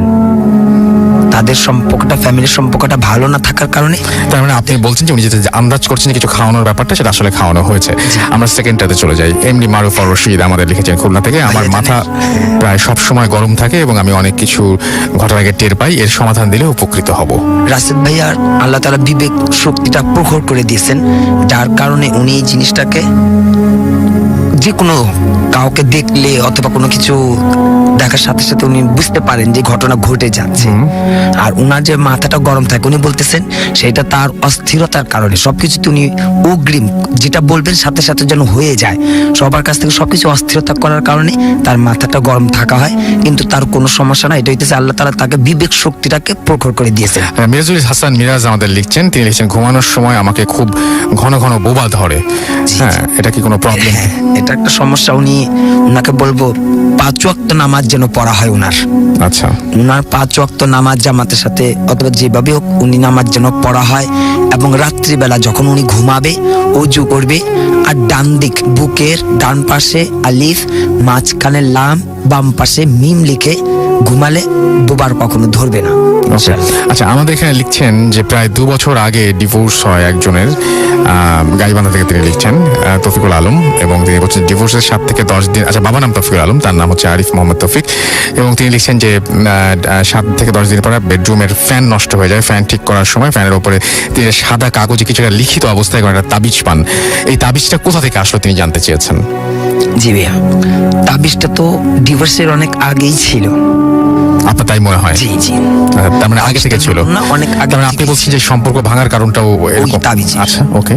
আচ্ছা, আমি দেখতে পাচ্ছি যে আমাদের এখানে আরো একজন লিখেছেন যে আমার একটা সমস্যা আছে, মাঝে মাঝে বুঝতে পারি কে যেন আমাকে ডাকে, এটা রাতে বাড়ি ফেরার সময় হয়, এটা আমি এটা সমাধান চাই। জি, আশিক ভাইয়া, আশিক ভাইয়ার এটা জিনের একটা প্রভাব। আশিক ভাইয়ার এখন সামনে আরো জিনের প্রভাব পড়বে। আশিক ভাইয়ার উচিত সকাল এবং সন্ধ্যা এই দুটা সময়তে যেন আয়াতুল কুরসি পাঠ করা হয়, ফজরের নামাজের পরে এবং মাগরিবের নামাজের পরে। এই দুটা নামাজের পরবর্তীতে কারোর সাথে কোনো কথা না বলে আয়াতুল কুরসি পাঠ করলে ইনশাআল্লাহ ওনাকে আর কোনো সমস্যা করবে না। আমাদের পরের প্রসঙ্গে চলে যায়, সরাসরি মূল প্রসঙ্গে আসি। গত 1.5 বছর ধরে আমার সাথে অদ্ভুত ঘটনা ঘটছে, জানি না এটাকে কাকতলীয় বলবো কিনা, কিন্তু এইসব ঘটনার শিকার হওয়া আমার মনে হচ্ছে আমাকে কালো জাদু করা হয়েছে। আমার ইমেলটি সামান্য দীর্ঘ হতে পারে, অনুরোধ করছি ধৈর্য ধরে পড়বেন। আপনার সঙ্গে অনেক গুণী মানুষের পরিচয় আছে, হাফেজ মাইনুদ্দিন ভাই অথবা আরেকজন এসেছিলেন যিনি মানুষের বিভিন্ন সমস্যার সমাধান করে থাকেন। আপনার মাধ্যমে যদি ওনারা আমাকে একটা পথ দেখান খুব উপকৃত হব। ঘটনা শুরু হয় আমাদের চাকরি হারানোর মধ্যে দিয়ে। আমি বেসরকারি বিশ্ববিদ্যালয়ে শিক্ষকতা করি, স্বনামধন্য একটি বিশ্ববিদ্যালয়ে কাজ করতাম। প্রতিষ্ঠানের সকল নিয়ম মেনে চলছিলাম, ছাত্রছাত্রীরা আমাকে খুব পছন্দ করত। কিন্তু কর্তৃপক্ষ একদিন আমাকে ডেকে বলল আমার চাকরি নাকি থাকছে না। আমি অবাক হয়ে কারণ জিজ্ঞাসা করলাম, তারা বললেন আমি নাকি প্রতিষ্ঠানের বিরুদ্ধে ষড়যন্ত্র করছি। আমি আকাশ থেকে পড়লাম, ওনারা আমার সাথে আর কোনো কথা বলতে চাইলেন না এবং আমি বেকার হয়ে গেলাম। অদ্ভুত বিষয়, বিষয়, সর্বোচ্চ শিক্ষাগত যোগ্যতা এবং 8 বছরের অভিজ্ঞতা থাকার পরেও কোনো প্রতিষ্ঠান আমাকে ইন্টারভিউতে ডাকলো না পর্যন্ত। শেষে আমি একটা নিম্নমানের প্রতিষ্ঠানের নামমাত্র বেতনে ভিক্ষা চেয়ে ঢুকলাম। সেখানেই আছি, ভিখারির মতো অবস্থা প্রায়। এই শেষ নয়, অভাবনীয়ভাবে সকল সুযোগ যেন আমার হাতের আঙুল দিয়ে গলে বেরিয়ে যাচ্ছে। কাছের মানুষেরা কথা দিয়ে নির্বিকারভাবে কথা রাখছে না। মা বাবা সহ অন্যরা আমার প্রতি বিনা কারণে বিরূপ হয়ে উঠছেন। সম্প্রতি একটি ইন্টারভিউতে প্রথম হবার পরেও আমাকে কথা দিয়ে কর্তৃপক্ষ অন্যজনকে নিয়োগ দিয়েছেন। আমি এখন দিশেহারা, বুঝতে পারছি না কার কাছে গেলে সমাধান হবে। আমার পরিচিত এমন কেউ নেই যে আমাকে সাহায্য করবে, তাই আপনাদের শরণাপন্ন হলাম। আমার ভাগ্য যেমন খারাপ হয়ে যাচ্ছে তাতে মনে হতে পারে এই ইমেল আপনার চোখেই পড়বে না। যদি পড়ে, অনুগ্রহ করে হাফেজ মঈনুদ্দিন ভাইকে কাছে পৌঁছে দেবেন অথবা তার সাথে আমাকে একটু যোগাযোগ করিয়ে দেবেন। নিচে তারপরে তিনি ঠিকানা দিয়েছেন। আপনার কি মনে হয় যে ওনাকে আসলে কালো জাদু করা হয়েছে? না ভাইয়া, ওনার এটা কালো জাদু না, ওনার এটাকে আতশী রোগ বলা হয়। আচ্ছা, এই আতশী রোগের কিছু সমস্যা দেখা দেয় যে ভাগ্য তার জবের বেলা, ব্যবসা বাণিজ্য, আত্মীয় সম্পর্ক, বন্ধু বান্ধব সব দূরে সরে যাবে। তার শারীরিক সমস্যা দেখা দেবে, সব দিক তার বিফল হবে, সুফল তার আসবে না। এটা আতশী রোগ বলা হয়। এই আতশী রোগের উপকারিতা হইতেছে সেটার থেকে মুক্তিপ্রাপ্ত হওয়ার জন্য অবশ্যই 5 ওয়াক্ত নামাজ পড়তে হবে। মাগরিবের নামাজের পরবর্তীতে কারোর সাথে কোনো কথা না বলে সূরা ওয়াকিয়া, কোরআন তেলাওয়াত অবশ্যই করতে হবে। তার মানে আপনি বলছেন যে তার মানে ম্যাক্সিমাম জিনিসের সমাধান আসলে আল্লাহর উপরে ভরসা রাখলে নামাজটা অবশ্যই। আমি যদি নামাজ ঠিক মতন পড়ি, কোরআন যদি ঠিক মতন পড়ি, তাহলে আমার এই সমস্ত ম্যাক্সিমাম সমস্যা আসলে দূর হয়ে যাওয়া সম্ভব। Thank you very much. আমরা আপনার কাছে আবারও ফিরে আসবো। আপনারও ঘটনা আছে, সেই ঘটনা নিয়ে আমরা আবারও ফিরে আসবো। তবে এখন আমরা আরেকটা ইমেইলে চলে যাব এবং এই ইমেইলটি আমাদেরই একজন অতিথি পাঠিয়েছেন, না আমাদেরই একজন লিসেনার পাঠিয়েছেন, সেটা আমি এখন পড়বো। তো এই ইমেইলটা আমি পড়ছি, আশা করছি যে আপনাদের ভালো লাগবে। যেভাবে লিখছেন সেভাবেই পড়ছি। আসসালামু আলাইকুম আসল ভাই, আসসালামু আলাইকুম। I hope you are very well. I sent audio, আচ্ছা অডিও ক্লিপ তিনি পাঠিয়েছিলেন কিছুদিন আগে, সেটা লিখেছেন, বাট মেবি সেটা পাওয়া সেটা আমরা আমাদের কাছে আসেনি। এনিওয়ে, এবং তিনি আজকে একটা কোনো একটা ডিফারেন্ট কিছু একটা তিনি আমাদের সাথে শেয়ার করতে চান এবং তিনি লিখেছেন যে তিনি আসতে পারবেন না, বাট যদি তার স্টোরি পছন্দ হয় তাহলে তাকে যেন আমরা সেটা শেয়ার করি। তারপরে তিনি লিখছেন, আমি নাজিফা, আমি কতদিন পর পর কিছু অদ্ভুত স্বপ্ন দেখছি। ফার্স্টে তেমন কিছু বুঝিনি, কিন্তু এক সময় দেখলাম কোথায় যেন স্বপ্নগুলোর মাঝে একটি মিল খুঁজে পাই। আমাদের বাসার 2 তলায় আমরা থাকি। পুরো বাসায় আমরা মাত্র 4 জন মানুষ, কোনো ভাড়া দেইনি। নিজেরাই ওপরে নিচে ঘুরে বেড়াই। 4 তলাতে একটা হল রুম, কোনো ফাংশন হলে ওখানে করা যায়। 5 তলায় ছাদ। আমি প্রায় সময় রাতের বেলা একা একা ছাদে যেতাম। যেহেতু আমরা 2 তলায় থাকি তাই উপরের লাইটগুলো অফ থাকে, প্রয়োজন হলে চালানো হয়। একা একা ছাদে ঘুরতে বেশ ভালো লাগে। দোলনাতে ঝুলতাম আপন মনে, কিন্তু আমি সহজে লাইট চালাতাম না। অন্ধকারেই আমার ভালো লাগে, কিন্তু অনেক দিন হয়ে গেছে এখন আর ছাদে যাই না। কিছু দুঃস্বপ্ন আমাকে তাড়া করে বেড়ায়। ঘটনায় ঢুকবো। এই মুহূর্তে যদি কেউ চান তাহলে ছাদে উঠে গিয়ে এই ঘটনাটা শুনতে পারেন বা নিজের ছাদে ঘুরে আসতে পারেন এই ঘটনাটা শুনতে শুনতে কানে হেডফোন দিয়ে। একদিন ঘুমিয়েছিলাম দুপুরে, স্বপ্ন দেখছিলাম আমি 4 তলায় আমার সোফায় বসে গান শুনছি। একটু দূরের একটা বাসার ছাদে একটি ছেলে আমাকে দেখে হাসছে। একসময় দেখি সে ভয়ঙ্কর ভাবে হাসতে হাসতে পুরো শরীর বালু, অর্থাৎ স্যান্ড যেটাকে বলি আমরা, বালু হয়ে ঠিক আমার কাছে উড়ে আসছে। সেখানে বাতাস ছিল না, খুব রোদ, কিন্তু ওই জিনিসটা এসে চারিদিকে বাতাসের মতো ঘুরতে লাগলো। আমি দৌড়ে বের হয়ে গেটটা বাইরে থেকে আটকানোর চেষ্টা করি, তখন আমার হাতের রিংটা ভেতরেই পড়ে যায়। আমি কি করব ভেবে পাচ্ছিলাম না। সেই জিনিসটা যেন আমাকে নিয়ে যাবে বা আমার কোনো ক্ষতি করবে। এমন সময় আমার ঘুম ভেঙে যায় এবং আমি তখনও ভয়ে ছিলাম। অবাক যেটা লাগছে তা হলো সময়টাও তখন প্রায় একই ছিল। মানে আমি এই মাত্র যেন ওপরে ছিলাম। এখানে কিভাবে আসলাম? একই সময় আরেকদিন দেখি আমি 3 তলায় একা। হঠাৎ যেন সব অন্ধকার হয়ে গেল। কোনো অবয়ব আমাকে মাটিতে ফোর্স করে ঢুকিয়ে দিচ্ছিল। সাথে সাথে আমার ঘুম ভেঙে যায় এবং তখন দেখি সময়টাও যেন কিভাবে প্রায় মিলে যাচ্ছে। আমার বডি তখন ফ্রিজ মানে একদম ফ্রিজ হয়েছিল। এগুলো দুটো স্বপ্নের কথা বললাম। এখন বাস্তবের কথায় আসি। আমি অভ্যাসবশত একদিন রাতের বেলা অন্ধকারে সিঁড়িতে বসেছিলাম, দক্ষিণা ঠান্ডা বাতাসে। পাশের বাসা থেকে হালকা আলো এসে পড়ছিল। তখন আমি হঠাৎ দেখি একটা ব্ল্যাক শ্যাডো মুহূর্তে এখান থেকে ওখানে সরে গেল। আমি কয়েক সেকেন্ড তাকিয়েছিলাম, কি দেখলাম এটা। তারপর আমি 1 ফ্লোর নিচে এসে বসলাম সিঁড়িতে। বলা দরকার আমাদের বাসার পেছনের বাসাটা কেমন যেন। ওদের কাজ কখনো শেষ হয় না, ভাঙে আবার বানায়। সন্ধ্যার পর সেখানেও আর কাজ হয় না বলে উপরের সব ফ্লোর অন্ধকার থাকে। যাই হোক, আমি দেখলাম ওই বাসার একটা ফ্লোরে হঠাৎ লাইট জ্বলে উঠল, আবার নিভে গেল।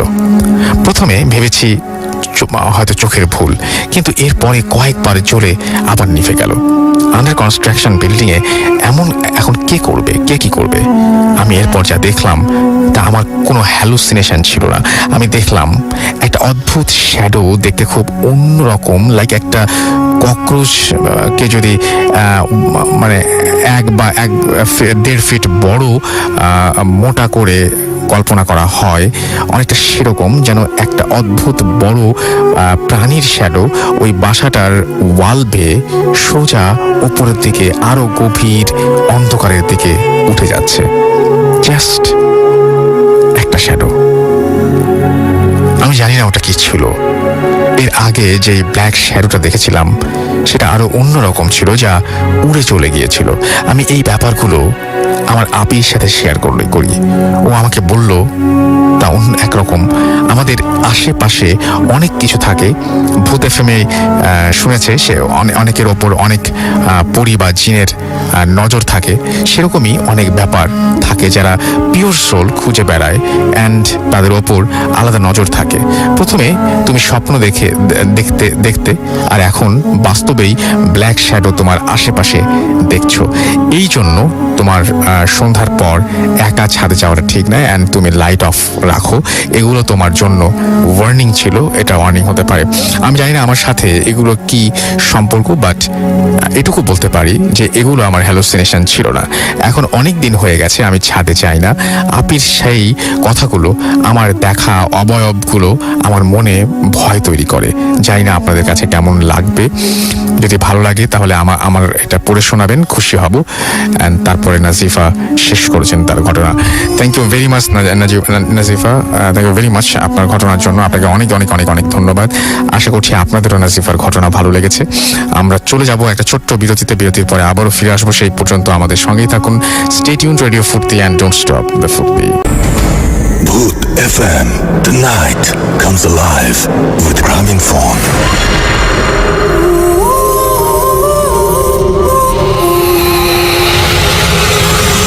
Yes, night comes alive with Gramophone. শুনছেন সবসময় রেডিও ফুর্তি 8.2 FM। আমি রাসেল আছি সাথে, এবং এখন চলে যাব হাফেজ মাইনুদ্দিন ভাইয়ের কাছে। তার রিসেন্ট একটা ঘটনা শুনবো আমরা, তারপরে আবারও ফিরে আসবো আপনাদের কাছে। তো মাইনুদ্দিন ভাই, আপনার সেকেন্ড স্টোরিটা আমরা শুনে ফেলি, না আপনার প্রথম স্টোরিটা আমরা শুনে ফেলি। জি, বেশ 2-4 দিন আগে ঘটনা একটা হয়েছে। সেটা দিচ্ছে রাত্রিবেলায় আমি ইসলামিক গান শুনতেছিলাম। যখন শুনতেছিলাম তো রাত্রি 2:30 তখন বাজে। আমি ঘরে চাবিটা নেই, বাতিটা জ্বালিয়ে সেই গানটা বন্ধ করে ওয়াশরুমের চাবিটা নিয়ে আমি ওয়াশরুমে যাই। আমি যাওয়ার সময় দরজাটা বন্ধ করে রাখি। ওয়াশরুম থেকে কাজ শেষ করে যখন আসি তখন আমি দেখতেছি আমার দরজাটা খোলা, ঘরের বাতি নেভানো, গান চলতেছে। তখন আমি একটু অবাক হলাম যে আমি তো ঘরে বাতিও জ্বালাইছি, দরজাও বন্ধ ছিল, গান তো বাজতেছিল না। তখন আমি ভাবলাম যে হয়তো আমার নিজের কোনো ভুল হতে পারে, সেটা আমি খেয়াল করলাম না। এরপর আমি ঘরে যখন ঢুকলাম তখন দেখি যে না, ঘরে কোনো একটা মেহমান আসছেন। তখন আমি সেখানে সালাম দিয়ে দিলাম। সালাম দিয়ে আমি আমার চুপচাপ বসে পড়লাম। বসে থাকার কিছুক্ষণ পরে উনি দাঁড়িয়ে গেছে। দাঁড়িয়ে কান্নার সরে সে আমাকে সেইটুকুই বলতেছে, আমি বাম হাতের মধ্যে যে দোয়া লেখা একটা রিং পরেছিলাম সেটা কেন পরলাম। সে আমার কাছে এটা প্রশ্ন করলো যে আমি বাম হাতে সেই দোয়া লেখার রিংটা কেন পরলাম। সেই রিংটাকে আঘাত করলো, সেটা আমাকে পড়তে নিষেধ করে দিল এবং সেটার উপরে খুব আঘাত করে করে সেটাকে একটু বাঁকা করে দিল এবং সে বললো যেটাকে আমাকে পড়ার জন্য না। তখন আমি বলছি না, আমি এটা পড়বো, কেননা সেটা আমার খুব প্রয়োজন আছে। তখন উনি কান্না সরিয়ে আমাকে বললেন যে না, তুমি এটা পড়বে না, এটা খুলে রাখতে হবে। তারপর আমি আমার বসে চুপচাপ রয়েছি। উনি যখন চলে গেলেন তখন কিছুক্ষণের মধ্যে সেই ঘরের বাতিটা নিজেই জ্বলে গেল এবং গান বন্ধই হয়ে গেল। গান চলছিল না, ঘরের বাতিটা জ্বালানো ছিল, দরজাও বন্ধ হয়ে গেল এবং গানটা নিজেই বন্ধ হয়ে গেল।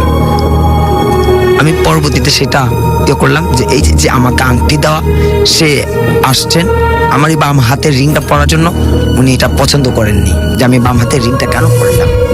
ওকে, থ্যাংক ইউ ভেরি মাচ আপনার ঘটনার জন্য। আপনাকে অনেক অনেক ধন্যবাদ। আমরা একটা কিছু SMS নিব এখন। FM নূর জাহান আমাদের SMS করেছেন এবং তিনি বলছেন যে মিরপুর থেকে তিনি SMS করেছেন এবং তিনি আমাদেরকে তার প্রবলেমের কথা লিখেছেন। খালিশপুর খুলনা থেকে মিস্টার পলাশ মাহমুদ আমাদের SMS করেছেন এবং তিনি বলেন যে আমি জানতে চাই যে স্বপ্ন দেখি সে ঘটনা আমাকে কেন জানি স্বপ্নে দেখি, আর সেই স্বপ্ন বুঝতে পারিনি। আপনারা ইমেইল করে আরো বেশি ভালো হয়, আর নাহলে এখানে লিখেছে খুব ছোট করে লিখতে হবে। আমরা দেখতে পাচ্ছি আমাদেরকে দেব SMS করেছেন বরিশাল থেকে এবং তিনি শুনছেন আমাদের সাথে। বাপ্পি আমাদের সাথে আছেন এবং হাজারিবাগ থেকে তিনি আমাদের সঙ্গে আছেন। জুয়েল আমাদের সঙ্গে আছেন, আমাদের সঙ্গে রয়েছেন দেখতে পাচ্ছি ইমু ফরিদপুর থেকে। এছাড়াও প্রেম আমাদের সঙ্গে আছেন, ঋতিক আমাদের সঙ্গে আছেন, রেজাউল ইসলাম আমাদের সঙ্গে আছেন, আমাদের সঙ্গে রয়েছেন সুমাইয়া।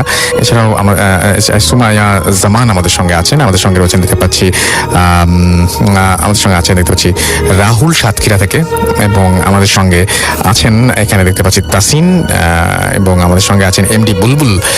সাকিব হাসান আমাদের সঙ্গে আছেন, বাপ্পি তালতলা থেকে আমাদের সঙ্গে আছেন, ফাহিম খুলনা থেকে আমাদের সঙ্গে আছেন, আমাদের সঙ্গে রয়েছেন মেহেদি হাসান চাঁপাইনবাবগঞ্জ থেকে, অসম আমাদের সঙ্গে আছেন দেখতে পাচ্ছি, মুন আমাদের সঙ্গে আছেন দেখতে পাচ্ছি, এছাড়াও মাহবুব, এছাড়াও আমাদের সঙ্গে আছেন জুয়েল, আমাদের সঙ্গে আছেন শিশির খুলনা থেকে, হাসান আমাদের সঙ্গে আছেন এবং অনেকদিন পর তিনি আমাদেরকে আবার নক করেছেন। থ্যাংক ইউ ভেরি মাচ আমাদের সঙ্গে থাকার জন্য যারা আমাদের সঙ্গে আছেন।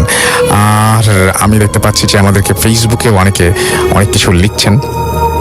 অ্যান্ড যারা ফেসবুকে আসতে চান তাদেরকে আরো একবার বলি যে www.facebook.com/radio.furti অথবা www.facebook.com/bhutfm.russell এই দুটো জায়গায় এসে কিন্তু আপনি আপনার কথা, আপনার যা বলার আপনি জানাতে পারেন। আমি দেখতে পাচ্ছি আমাদেরকে আরিফিন অভি আমাদের সঙ্গে আছেন এবং তিনি লিখেছেন একটা প্রবলেমের কথা। MD সাগর আহমেদ আমাদের সঙ্গে আছেন, অনেকদিন পরে তিনি শুনছেন আমাদেরকে। আশা করছি এখন থেকে রেগুলার আপনাকে পাবো ভাই।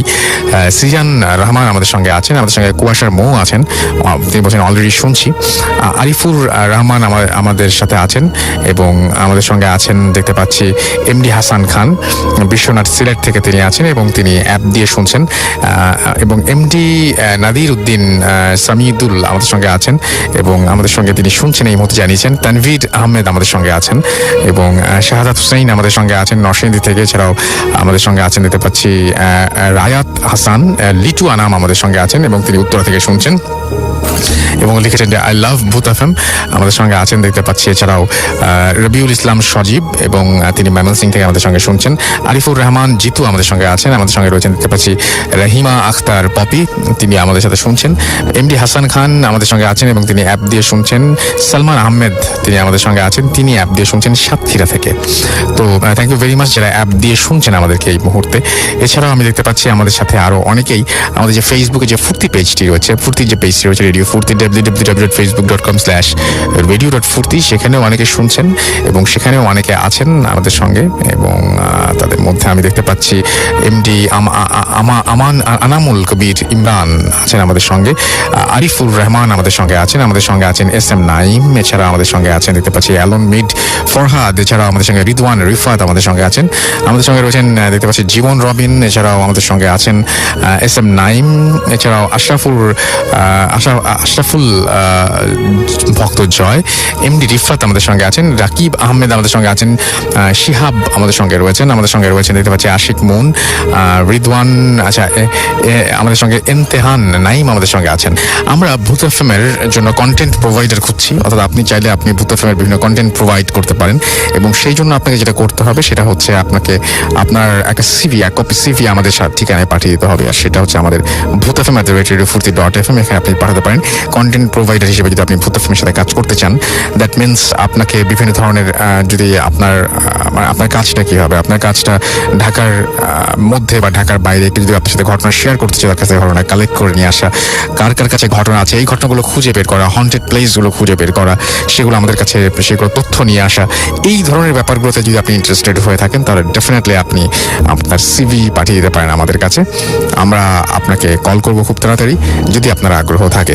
আমরা চলে যাব আমাদের পরবর্তী অতিথির কাছে, এবং পরবর্তী অতিথি তিনি পেশায় একজন ড্রাইভার, এবং তার সঙ্গে সেই সূত্রেই আমার দেখা হয়েছিল, এবং তিনি আমাকে তখনই বলেছিলেন যে তার জীবনে বেশ কিছু অদ্ভুত ঘটনা রয়েছে, অ্যান্ড সেই ঘটনাগুলো আমি শুনতে চেয়েছিলাম। আজকে তিনি স্টুডিওতে এসেছেন, আমরা নানা পেশার মানুষজনকে নিয়ে আসি এখানে, এবং একটু আগে আপনারা এরকম একজনের সাথে কথা শুনেছেন, এবং তিনি একজন ড্রাইভার, এবং তার একটা অদ্ভুত ব্যাপার, তিনি নাকি একটা থাপ্পড় খেয়েছিলেন জিনের কাছ থেকে, এবং সেই দাগটা এখনো আছে। আমি প্রথম দেখলাম কারো মুখে এরকম ধরনের দাগটা অনেকটা যে জন্ম দাগ যেরকম থাকে ওই রকমই, কিন্তু একটু আলাদা শেপের, এবং সেই দাগটা তার মুখে নিয়ে তিনি বয়ে বেড়াচ্ছেন, এবং তিনি সেদিনও আমাকে এটা দেখিয়েছিলেন, এবং আমি তখনই তাকে ডাকি।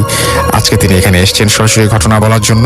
আশা করছি তার ঘটনা আপনাদের ভালো লাগবে। আপনি নামটা প্লিজ একটু বলবেন, তারপরে আপনার ঘটনায় যাবো আমরা। জি, আমার নাম আসসালামু আলাইকুম, আমি আরিফুল ইসলাম। জি, আপনি এখন আপনার ঘটনা যাবেন, আপনার ঘটনাটা একটু প্লিজ বলবেন। জি, আপনার সাথে যে ঘটনাটি ঘটেছিল। জি, আমার ঘটনাটা আমার দেশের বাড়িতে হচ্ছিল। আমি তখন দেশে থাকি, আর আনুমানিক 3-4 বছর হবে। তো আমি এক জায়গাতে চাকরিজীবিত ছিলাম, যেটা আমার এলাকা থেকে একটু বেশি দূর না, প্রায় 15 কিলোমিটার এরকম। তো আমি ওই জায়গায় থাকতাম, আচ্ছা, রাত্রেবেলা। তো থাকার সময় একদিন সবাই বরাতে আমি নামাজে যাই। তো নামাজ থেকে রাত্রে আড়াইটার দিকে আমি আসার পর শুয়েছিলাম। তো শুয়ে থাকার পরে কিছুক্ষণ পরে আমার টয়লেটে যাব এরকম আমার বাসা থেকে রুম থেকে বের হয়। তো বের হয়ে যাওয়ার পর আমি কতটুকু যেতে ভীষণ অন্ধকারে কিছুই দেখতে পাচ্ছি না। তারপরও আমি হাঁটতেছি, হেঁটে যাচ্ছি। যাওয়ার পর কত দূর যেতেই আমার চোখে পড়ে যে ওই জায়গায় একটা কবরস্থান আছে, আর ওই এলাকায় এমনি পারিবারিক কোনো কবরস্থান নেই। তো যার ফলে যাদের আত্মীয় স্বজন মারা যায় তাদের নিজের জমিতেই রাস্তার পাশে কবর দেয়। তো এরকম একটা কবর পেলাম। তো সেটাতে আমি দূর থেকে দেখতে পাচ্ছি যে 7জন লোক ছিল। ওনারা সবাই সাদা পোশাক পরানো, খুব দেখতে খুব সুন্দর, দাড়িগুলো ভালো, দেখতে অনেক সুন্দর লাগছে। তো আমি ওনাদেরকে দেখতে পাই, দেখে হঠাৎ দাঁড়ানোর পর আমি সেটা জানি না ওনারা কে, বা আমি হঠাৎ করে আমি মনে ভাবতেছি যে ওনারা হয়তো নামাজ থেকে আসার পরে ওই জায়গায় দাঁড়িয়ে কোনো জামাতের বেশি আলোচনা করতেছে এরকম একটা। তারপর আমি না ভেবেই সরাসরি টয়লেটে যাচ্ছিলাম। তারপরও আমি কি ভুল করলাম সেটাও আমি জানি না। আমি ওই জায়গা থেকে আবার ব্যাগ নিলাম। তো ব্যাগে আসতেছি, হঠাৎ করে আমার মনে হচ্ছে যেন ওই এলাকার যে আশপাশে এরকম একটা ভীষণ শব্দ আমার কানে আসতেছে। তো আমি অল্প অল্প ভয় পাচ্ছি আর অল্প অল্প করে হাঁটতেছি। তো হাঁটার পর কত দূর যেতেই পিছন থেকে আমাকে একটি থাপ্পড় দেয়, ভীষণ জোরে একটা থাপ্পড় দেয়। তো ওই থাপ্পড়টা দেওয়ার পর আমি বেশ অনেকটা দূরত্বে ছিটকে যাই। তো ছিটকে যাওয়ার পর আমি আমার রুমমেটকে ডাকি, উনি আমার দাদু বলে ডাকতাম ওনাকে আমি রেখে আনি যে দাদা আমি তো ওনাদেরকে চিনতেছি না, উনি আমাকে একটা থাপ্পড় দিয়েছে আর আমি কি ভুল করেছি সেটাও আমি জানি না। তো দাদা বের হয়ে আসলো, বের হয়ে আসার পর উনি অনেক দূর যে খোঁজাখুঁজি করার পর কাউকে দেখতে পান নাই। তো পান নাই আমাকে এসে বললো কই কেউ তো নেই। আমি কই যে আমাকে মাত্র থাপ্পড় দিছে এবং আমার গালে সে দাগটা এখনো রয়ে গেছে। তো দাদা দেখলো, দেখার পরে বললো যে ঠিক আছে। তো ওনারা তো সম্ভবত আল্লাহওয়ালা জিন, ওই জিনেরাই তোমার নিশ্চয়ই ভুল পাচ্ছে, মানে ভুল হয়েছে বিদায় তোমাকে থাপ্পড় দিয়েছে, না দিবে কেন। তো সেটাও আমি মেনে নিলাম যে ঠিক আছে। তো পরের দুদিন পর আমাকে স্বপ্নের দিকে দেখানো হয় যে তোমার ভাগ্যটা ভালো, তুমি প্রাণে বেঁচে গেছো। আর বিশেষ করে আমাকে চারটা শর্ত দেয়, যে শর্তগুলো আমি যেন আমার লাইফে মানে মেনে চলি। তো সেগুলো আমি এখনো মানে মেনে নিচ্ছি বা চলতেছি, আশা করি সবসময় মেনে নেব। এখন থেকে আর সমস্যাটা হচ্ছে না কোনো। আর শর্তগুলো হলো আমি যেন কোনো প্রকার পানি নষ্ট না করি, প্লাস আমার আম্মা আব্বুকে মরণের আগ পর্যন্ত যেন ওনাদেরকে আমার সাথে রাখি। আর অবাধ্য মানুষে পছন্দ করে না এমন কোনো কাজ যাতে আমার জীবনে আমি কোনো সময় কারোর সাথে না করি। তো এই বিষয়গুলা আমি এখনো মেনে চলতেছি। আর আমার মাঝে মধ্যে এখনো ঘুমের ঘরে প্রায় সময় আমার মানে বাম পাশের কানে প্রচন্ড ব্যথা হয়। তো সেই ছিল রাসেল ভাই আমার ঘটনা। থ্যাংক ইউ ভেরি মাচ আপনার ঘটনার জন্য, আপনাকে অনেক ধন্যবাদ। আমরা এতক্ষণ ধরে শুনলাম ঘটনা, এবং আমরা এখন যেটা করবো সেটা হচ্ছে ছোট্ট একটা বিরতি যাবো এবং বিরতির পরে আবারও ফিরে আসবো। সেই পর্যন্ত আশা করছি আমাদের সঙ্গেই থাকবেন। স্টে টিউনড রেডিও ফুর্তি এন্ড ডোন্ট স্টপ দ্য ফুর্তি। FM, the night comes alive with Graminphone.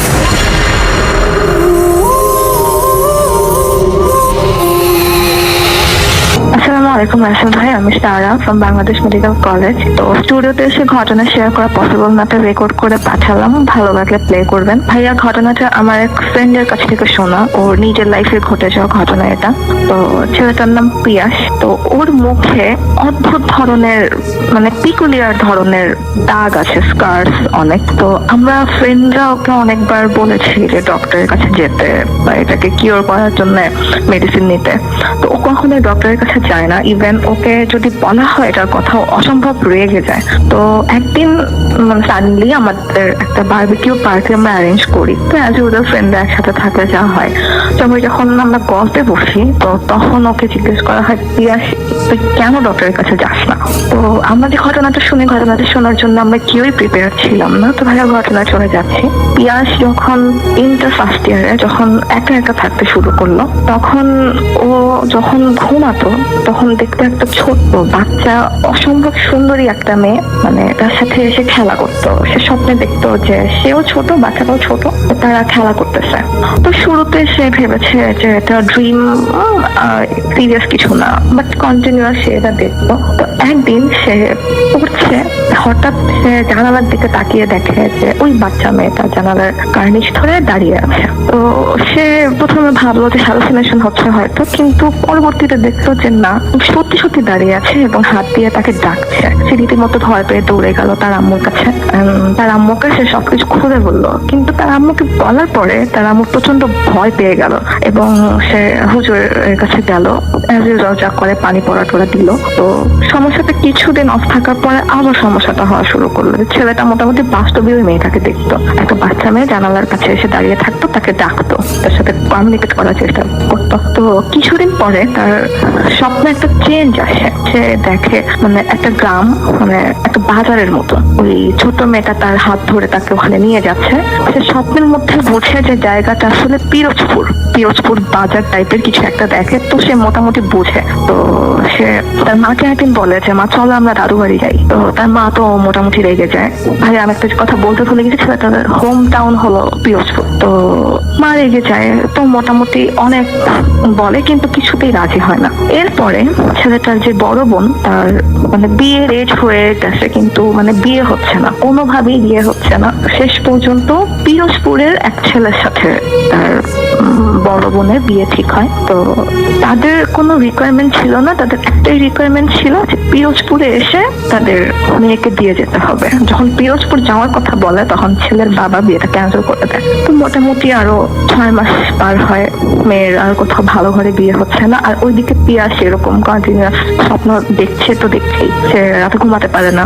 ওই বাচ্চা মেয়ে সবসময় এসে তার সাথে খেলে, গল্প করে, আর দিনের বেলা দেখে জানালা দিয়ে তাকে এসে ডাকছে। তো যখন মেয়ের বিয়ে হচ্ছে না, তো তখন তার বাবা চিন্তা করে যে মেয়েকে এখানে বিয়ে দিব। তারা ওই পিরোজপুরের লোকদের সাথে আবার কন্ট্যাক্ট করে যে আমরা আসবো, বাট 2 দিনের মধ্যে সবকিছু কমপ্লিট করতে হবে যাতে যত শর্ট টাইমে পসিবল হয়। তো যেই বলা সেই কাজ, তারা বিয়ের ডেট দেয় এবং ডেট মতো তারা রওনা দেয়। কিন্তু তারা যেদিন রওনা দেয় তাদের মানে টার্গেট থাকে যে 2টার মধ্যে পৌঁছাবে, কিন্তু রাস্তায় বিভিন্ন ধরনের প্রবলেম হতেই থাকে। তো তাদের পৌঁছাতে মোটামুটি সন্ধ্যা হয়ে যায়। তো ট্রান্সপোর্ট তো তখন তেমন অ্যাভেলেবল না থাকে, মোটামুটি তাদের বাড়ির কাছ পর্যন্ত যেতে 11টা বেজে যায়। তো তাদের বাড়ির সামনে ছোট একটা দিঘির মতো আছে, তো ওইটা উপরে গ্রামের ভাষায় বলে চার, মানে বাঁশ দিয়ে তৈরি করা থাকে, ওটার উপর দিয়ে পার হতে হয়। কিন্তু দেখে যে ওটা ভাঙা। তো তখনই পিয়াসের বাবা বুঝে যায় যে এখানে আমাদের জন্য কোনো সমস্যা ওয়েট করতেছে। তো পিয়াস তখন বলে যে বাবা, এখানে তো অনেক বাড়ি টাড়ি আছে, আমরা কোথাও স্টে করি। তো ওই চারের পাশ থেকে মানে চারের আশপাশে যত বাড়ি আছে ওই বাড়ি থেকে একটা লোক বের হয়। তো সেই লোকটা হিন্দু। ওই লোকটা বের হয়ে পিয়াসের বাবাকে বলে এতদিন পরে আসলি, মানে পিয়াসের বাবার পরিচিত। তো পিয়াসের বাবা ওই লোকটাকে দেখে ভয় পেয়ে যায়। কেন ভয় পায় সেটা পিয়াসকে তার বাবা পরে বলে। তো সে অনেক চোরাচুরি করে যে তার নৌকা আছে, নৌকা দিয়ে সে পার করে দিক, কিন্তু পিয়াসের বাবা কোনোভাবেই রাজি হয় না। তো যখন দেখলো কোনো উপায় নেই, তারপরে পিয়াসের বাবা রাজি হয় যে আচ্ছা ঠিক আছে আমরা যাব।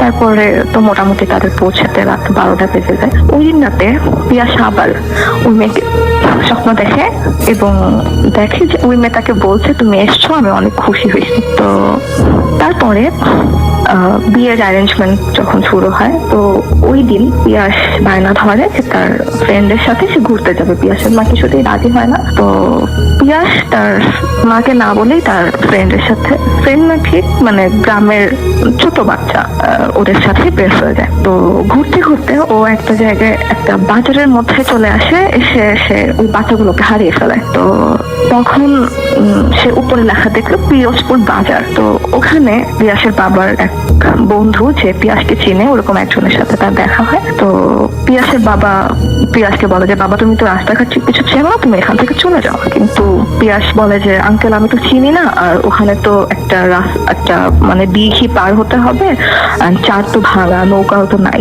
তো পিয়াস ওই বাবার ফ্রেন্ড তাকে বলে দেয়, একটা শর্টকাট হয়ে বলে দেয় যে এখান দিয়ে যাবা, কিন্তু মাঝখানে একটা শ্মশান পড়বে, তুমি শ্মশানের মধ্যে দিয়ে যাবা, শ্মশানের পাশ দিয়ে যাবা। তো যে কথা সেই কাজ, পিয়াস তখন রওনা দেয়। তো যেতে যেতে যখন সে শ্মশানের কাছে পৌঁছায়, তখন দেখে ওই বাচ্চা মেয়েটা ওখানে দাঁড়িয়ে আছে। ঠিক আছে, পিয়াস তো তখন মনে করতে পারে যে হ্যাঁ আমি তো ওকে সবসময় স্বপ্নে দেখি। তো তখন পিয়াসের সাথে বাচ্চা মেয়েটার কথা হয়। পিয়াস তো বলে যে তোমাকে আমি এতদিন দেখেছি, তাহলে তুমি এইখানেই ছিলা। তো মোটামুটি তাদের ভালোই কনভারসেশন হয়। তো পিয়াস একটা সময় মেয়েটা চলে যায়, কিন্তু পিয়াস হাঁটছে তো হাঁটছে, তার রাস্তা শেষ হচ্ছে না, কোনোভাবেই রাস্তা শেষ হচ্ছে না। একটা সময় পিয়াসের মনে পড়ে পিছন থেকে কেউ একজন তার শার্ট খামচে ধরেছে। তো পিয়াসের অতটুকু মনে আছে, সে ওখানে সেন্সলেস হয়ে যায়। তো বাড়ি ভর্তি মানুষজন পিয়াসকে অনেক খোঁজাখুঁজি করতে থাকে যে পিয়াস কোথায় কোথায়। পিয়াসের মা তো একদম পাগল হয়ে যায়। তো পিয়াসের বাবার হঠাৎ মনে হয় যে পিয়াসকে আমি ওখানে পাবো, যে কথা সেই কাজ। পিয়াসের বাবা ওইখানে যায়, শ্মশানে যেয়ে দেখে তার ছেলের মুখ মানে ঘামছে, রক্তাক্ত করে দেওয়া অবস্থা। তো পিয়াসকে ওখান থেকে নিয়ে আসা হয়। তো বিয়ে তখন মোটামুটি ক্যান্সেল। তো পিয়াসকে ঢাকায় নিয়ে আসা হয়। 3 দিন পর পিয়াসের সেন্স আসে। তো তখন পিয়াস তার বাবাকে জিজ্ঞেস করে যে বাবা তুমি আমাকে কোথায় পেলে, আর তুমি জানলেই বা কিভাবে আমি শ্মশানে থাক। তো তখন পিয়াসের বাবা আসল ঘটনাটা বলে। পিয়াস যখন ছোট ছিল, মানে তখন তারা পিরোজপুরেই থাকতো। তো একটা ব্রাহ্মণের মেয়ের সাথে পিয়াসের অনেক ভালো ফ্রেন্ডশিপ ছিল, ছোটবেলায় তারা একসাথে খেলতো। যেই চারটা তারা মানে পার হওয়ার কথা ছিল, মানে যেই চারটা